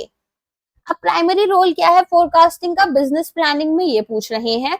तो फोरकास्टिंग जो है फॉरवर्ड लुकिंग डिसीजन टूल है, आगे जाकर कितना फंड चाहिए होता है, कितना कैश इनफ्लो चाहिए हो सकता है, कितना कैश आउटफ्लो होगा, किस तरह से चीजें मैनेज करेंगे, उसके लिए हम क्या यूज करते हैं, फोरकास्टिंग यूज करते हैं बिजनेस प्लानिंग में। नेक्स्ट हमारा आता है डेटा विजुअलाइजेशन। तो यहाँ पर पूछ रहे हैं कि मेन बेनिफिट क्या है डेटा विजुअलाइजेशन का। तो डेटा विजुअलाइजेशन जो है वो यहाँ पर हमें कॉम्प्लेक्स डेटा को हेल्प करता है अंडरस्टैंड करने में through graphical representation. Data visualisation क्या कर रहा है, आपको यहाँ पर ऐसा विजुअल प्रोवाइड कर रहे हैं कि आप इजी कॉम्प्लेक्स डेटा को ना इजी उसमें इजी टू अंडरस्टैंड विजुअल्स में लेकर आते हो, जैसे चार्ट्स हो गए, डैशबोर्ड्स हो गया, इन्फोग्राफिक्स हो गए। अब जैंट चार्ट्स और वाटरफॉल चार्ट्स जो होते हैं वो आपसे पूछें कि स्पेशली कब यहाँ पर यूजफुल। तो जैंट चार्ट्स जो होते हैं ना, ये आपको मैपिंग में हेल्प करते हैं और यहाँ पर आपको कि भाई प्रोजेक्ट टाइमलाइंस क्या रहनी चाहिए और वर्क फ्लो आपका किस तरह से होना चाहिए, राइट। तो जैंट और वाटरफॉल चार्ट्स जो होते हैं ये आपके प्रोजेक्ट मैनेजमेंट टूल्स हैं। विजुअली यहाँ पर आप टास्क का सीक्वेंस देखोगे, ड्यूरेशंस और डिपेंडेंसी इजीली देख पाते हैं। नेक्स्ट आपसे बात कर रहे हैं बिग डेटा एनालिटिक्स के बारे में। तो बोल रहे हैं जो बिग डेटा एनालिटिक्स है, बिग डेटा क्या होता है, देखो बिग डेटा ना ऐसे समझो वेयर हाउस ऑफ डेटा, जहां पर सारा डेटा ना बहुत अच्छे से यहाँ पर रखा होता है, जैसे कबर्ड में आपके कपड़े रखे हैं, ठीक है, ऐसे ही यहाँ पर एकदम प्रॉपर मैनर में आपका सारा का सारा डेटा होता है और यहाँ बहुत सारा डेटा होता है। तो डेटा ऑफ डेटा आपके पास होता है जिसको आप जब भी जरूरत पड़ती है एज एंड व्हेन यूज कर रहे होते हो। तो प्रेडिक्टिव मेंटेनेंस अगर मैन्युफैक्चरिंग में करनी है तो पूछे यहाँ पर क्या रोल है इसका। तो यहाँ पर प्रेडिक्टिव मेंटेनेंस क्या करता है, जो भी सेंसर इनपुट्स हैं, जो भी लॉग्स आपको मिले हैं, परफॉर्मेंस पैटर्न्स हैं, आप उनको यूज करोगे और इक्विपमेंट फेलियर अगर होने का आपको जरा भी चांस लग रहा है तो आप उससे बच पाते हो। डाउन टाइम को आप रिड्यूस करते हो कि भाई मशीन यहाँ पर चल ही नहीं रही है और यहाँ पर एफिशिएंट मैन्युफैक्चरिंग कर पाते हैं, ठीक है। नेक्स्ट पूछ रहे हैं कौन सी टेक्नोलॉजीज हैं जो हम यूज करते हैं for real time in memory data processing in big data applications. तो आपके पास में क्या होगा, आपके पास में यहाँ पर अलग अलग बेसिकली चीजें दे रखी हैं, जैसे हडूप हो गया, नो एसक्यूएल हो गया, स्पार्क हो गया, एंड यहाँ पर मैप रिड्यूस हो गया। तो आप क्या यूज करते हैं, आप यूज करते हैं स्पार्क को, ठीक है। तो अपाची स्पार्क क्या कर रहा है, real time in memory data processing आपको प्रोवाइड करता है। हडूप क्या करता है, हडूप यहाँ पर बैच ओरिएंटेड मैप रिड्यूस आपको प्रोवाइड करता है। थोड़ा सा बता देती हूँ इनके बारे में, अदरवाइज क्वेश्चन आ जाएगा तो आपसे सॉल्व नहीं होगा।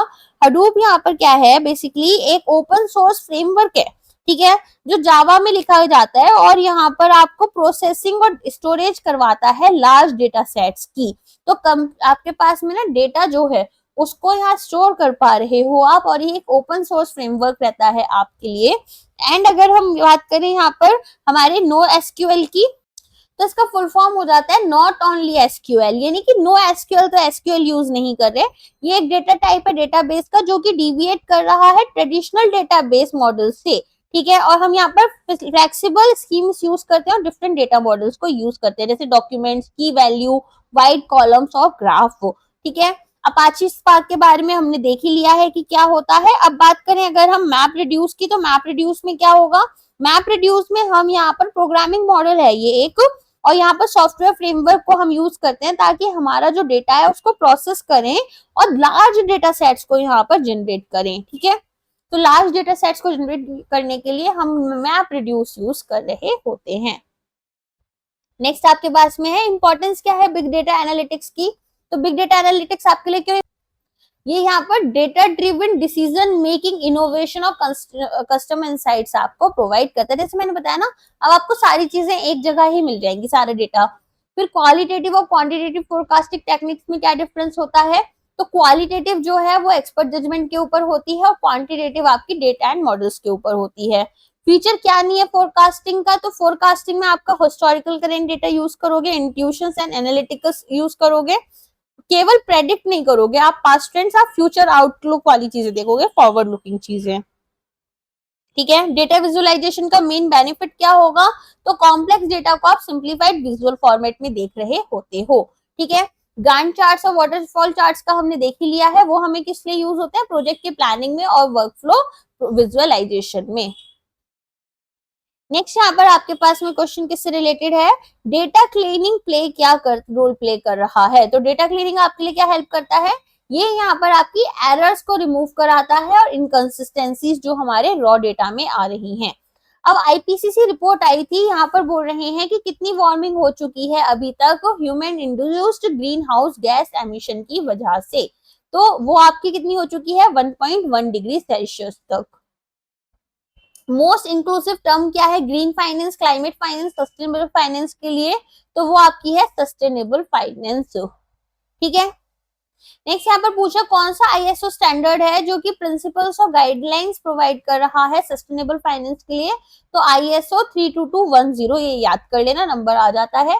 ये प्रिंसिपल्स देखो, यूजुअली अगर ये मल्टीपल स्टेटमेंट बेस्ड क्वेश्चन आएगा ना, तो जो भी नंबर दे रखा हो वो मेजरली गलती होने के चांस है, ठीक है। What is the purpose of ISO 14008, क्या पर्पस है इसका, तो मॉनिटरी वैल्यूएशन, हमारे एनवायरमेंटल इम्पैक्ट्स का क्वांटिफाई करने में हम इसको यूज करते हैं, ठीक है।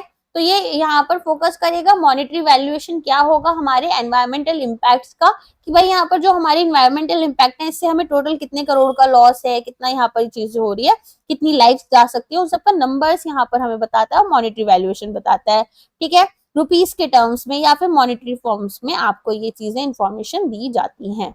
नेक्स्ट यहाँ पर पूछ रहे हैं कि भाई रोल क्या है आपके लिए ISO 14097 का, तो ISO 14097 जो है वो climate related investment activities report करने में हेल्प करता है।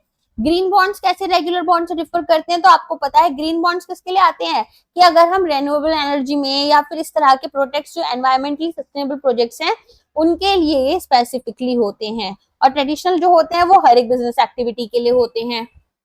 सिग्निफिकेंस क्या है इंडिया की मेंबरशिप का international platform on sustainable finance में, तो ये यहाँ पर प्रमोट करेंगे international collaboration on sustainable financial standards, ठीक है।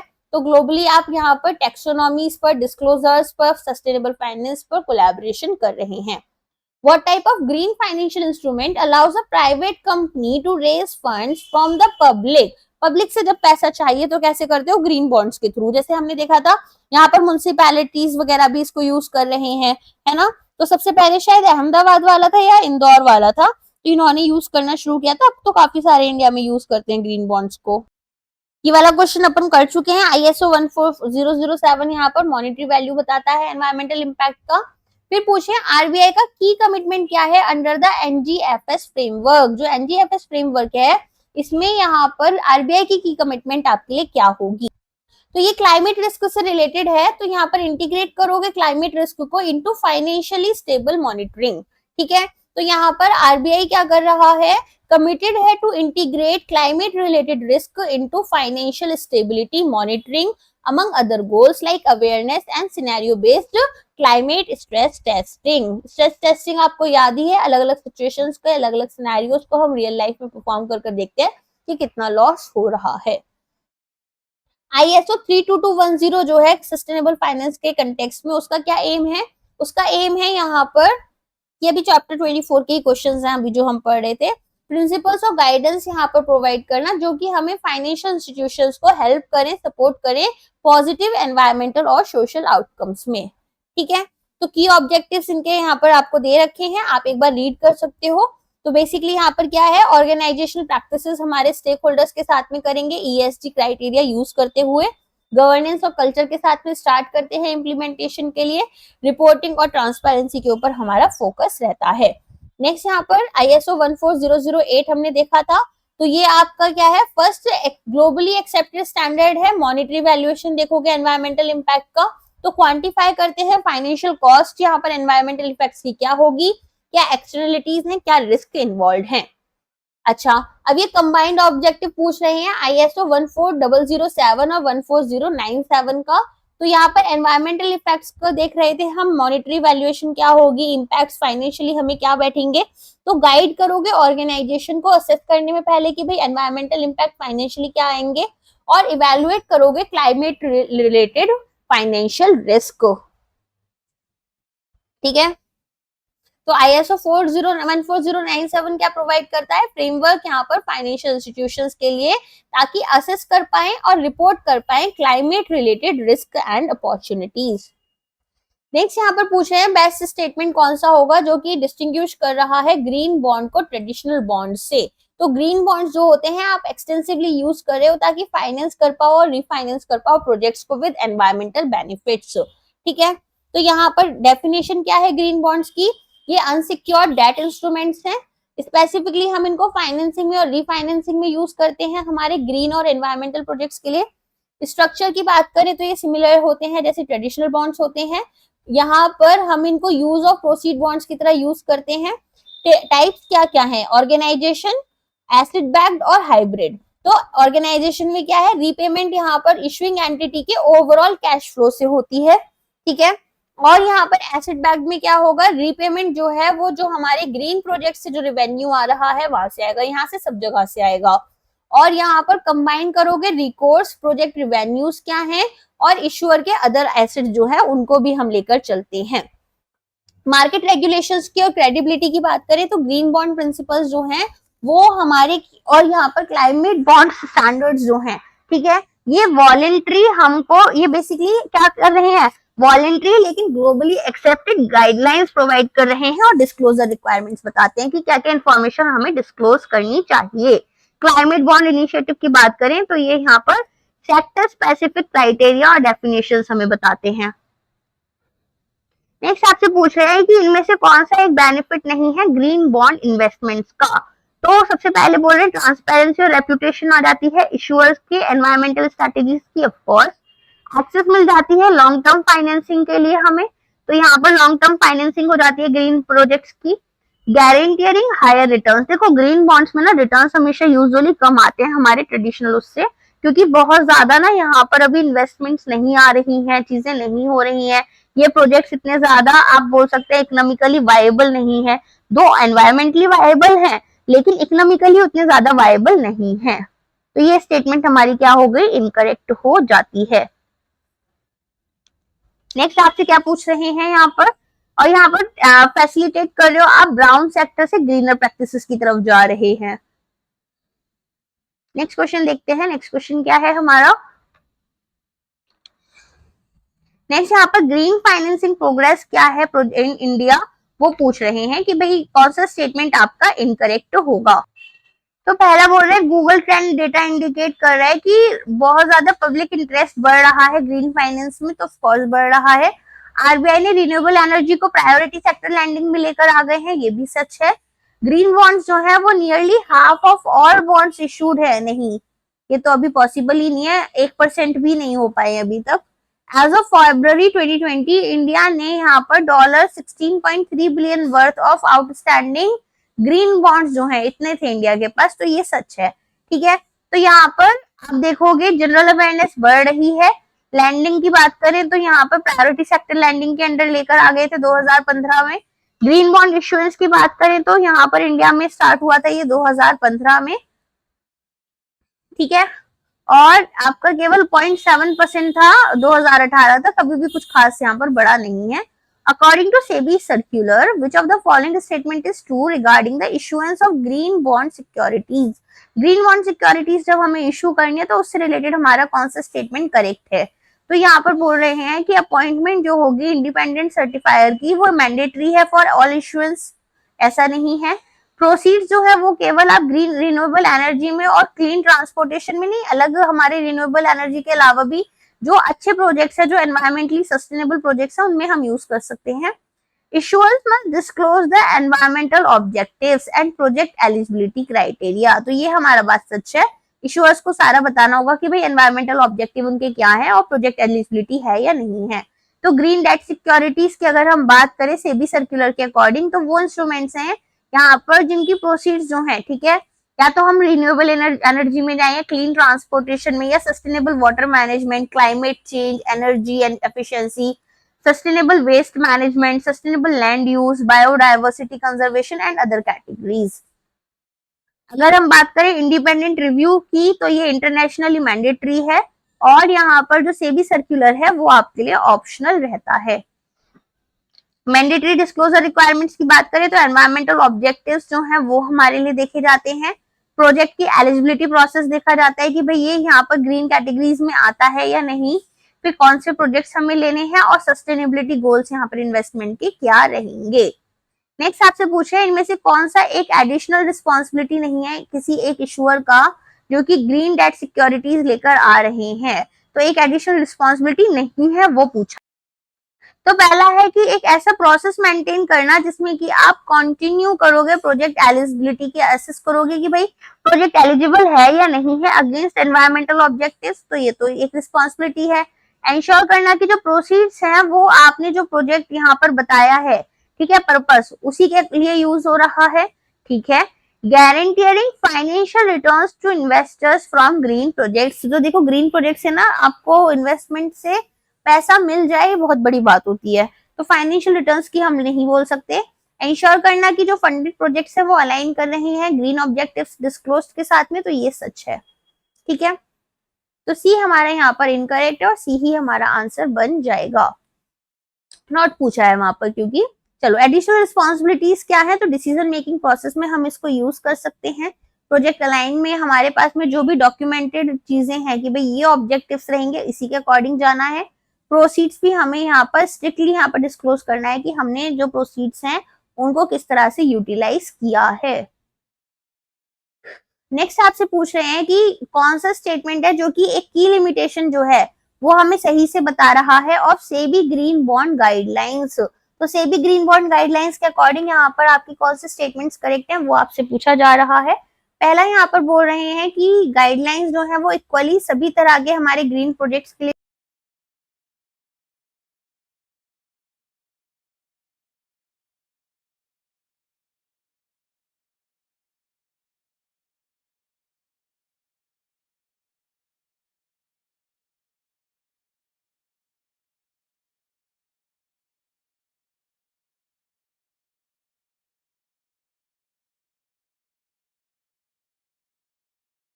तो यहाँ पर सेबी जो है वो बोल रहे हैं कि स्टेक होल्डर्स के पर्सपेक्टिव से बताना है, हल्का सा माइक इशू हो गया था।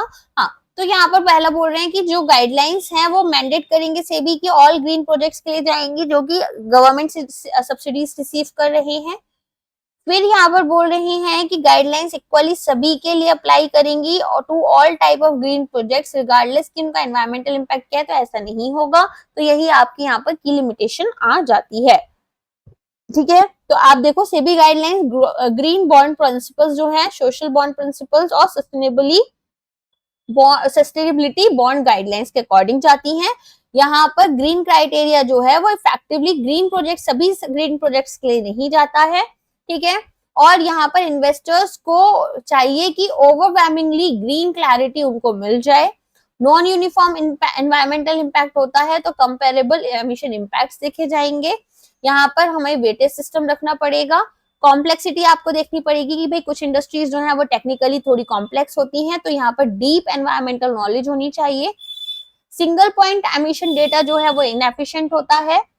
ब्रॉडर फैक्टर्स जैसे कि material resilience, urban planning, long term risk, ये सब यहाँ पर देखा जाता है।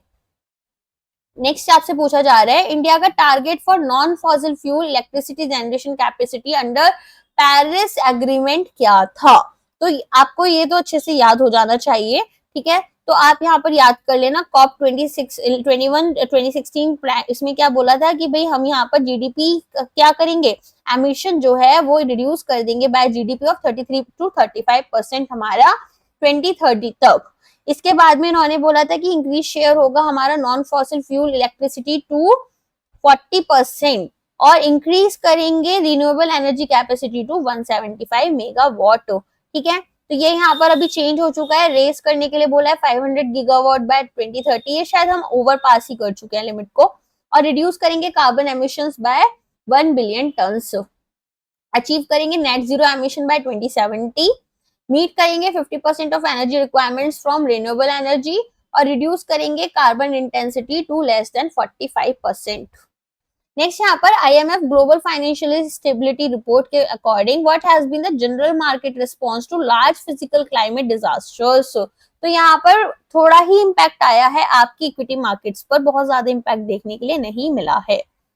नेक्स्ट यहाँ पर एक सिनेरियो है कि XYZ बैंक सस्टेनेबिलिटी प्रैक्टिसेस जो हैं इसकी उनको यहाँ पर इवैल्यूएट कर रहा है in light of increasing regulatory and climate related risk. Board ने रियलाइज कराया कि क्लाइमेट चेंज जो है वो ना ही केवल इनके इन्वेस्टमेंट पोर्टफोलियो को अफेक्ट करेगा, साथ में यहाँ पर इनकी लैंडिंग स्ट्रैटेजी जो है उसको भी इम्पैक्ट करेगा।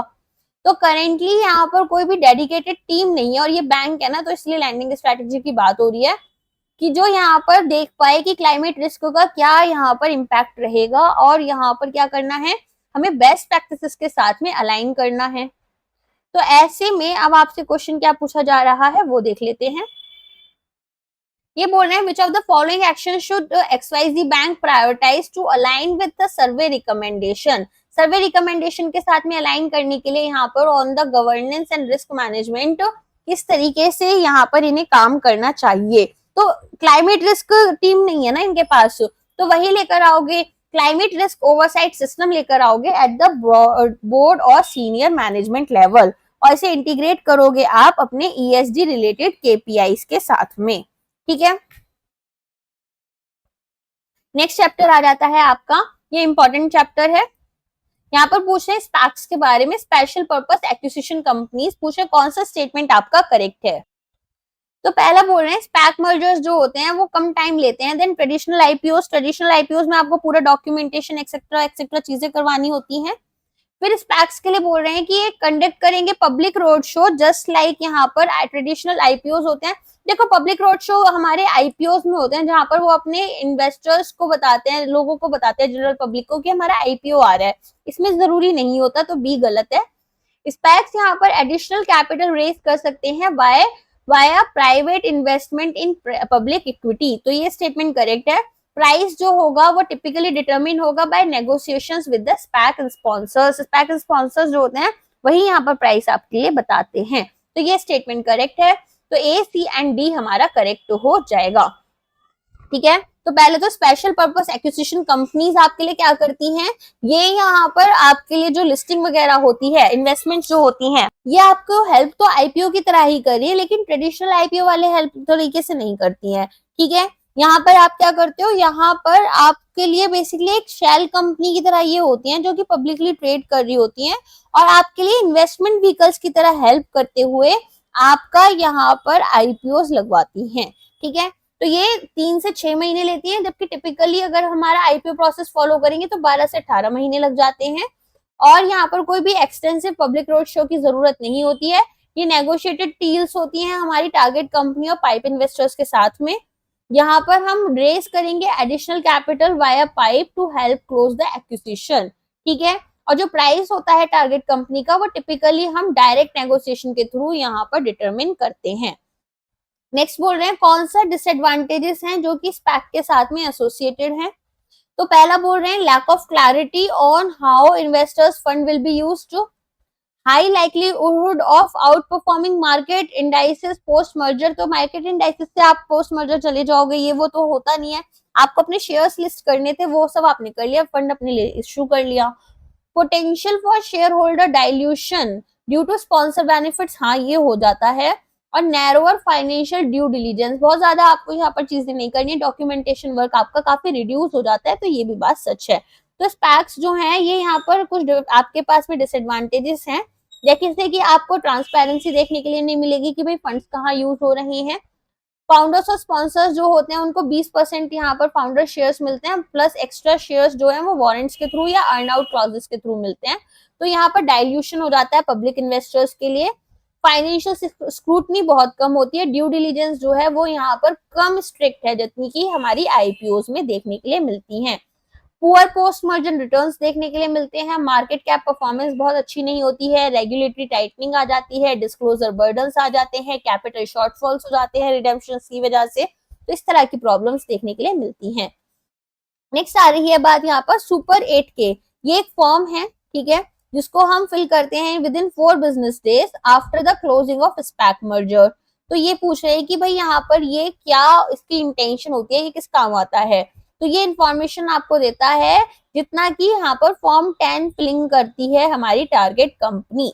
ठीक है, तो कॉम्प्रिहेंसिव डिटेल्स यहाँ पर कि भाई आपकी परफॉर्मेंस कैसी जा रही है, यहाँ पर आपके फाइनेंशियल्स कैसे हैं, डिस्क्लोजर्स जो भी आपके मर्ज बिजनेस के हैं वो सब आप यहाँ पर एकदम डिटेल्ड इंफॉर्मेशन प्रोवाइड करते हैं फॉर्म 8K के थ्रू।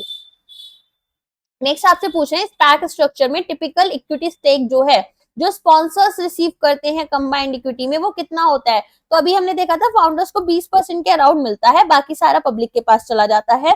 तो यहाँ पर स्पॉन्सर्स जो होते हैं इनिशिएटर्स होते हैं स्पैक के और इनिशियल रिस्क कैपिटल प्रोवाइड करते हैं। ठीक है, अगर स्पैक सक्सेसफुली कंप्लीट कर रहा है मर्जर को 2 साल के अंदर तो स्पॉन्सर को हम स्पॉन्सर शेयर्स देते हैं जो कि अप्रोक्सीमेटली यहाँ पर 20% तक होते हैं of the total post merger equity.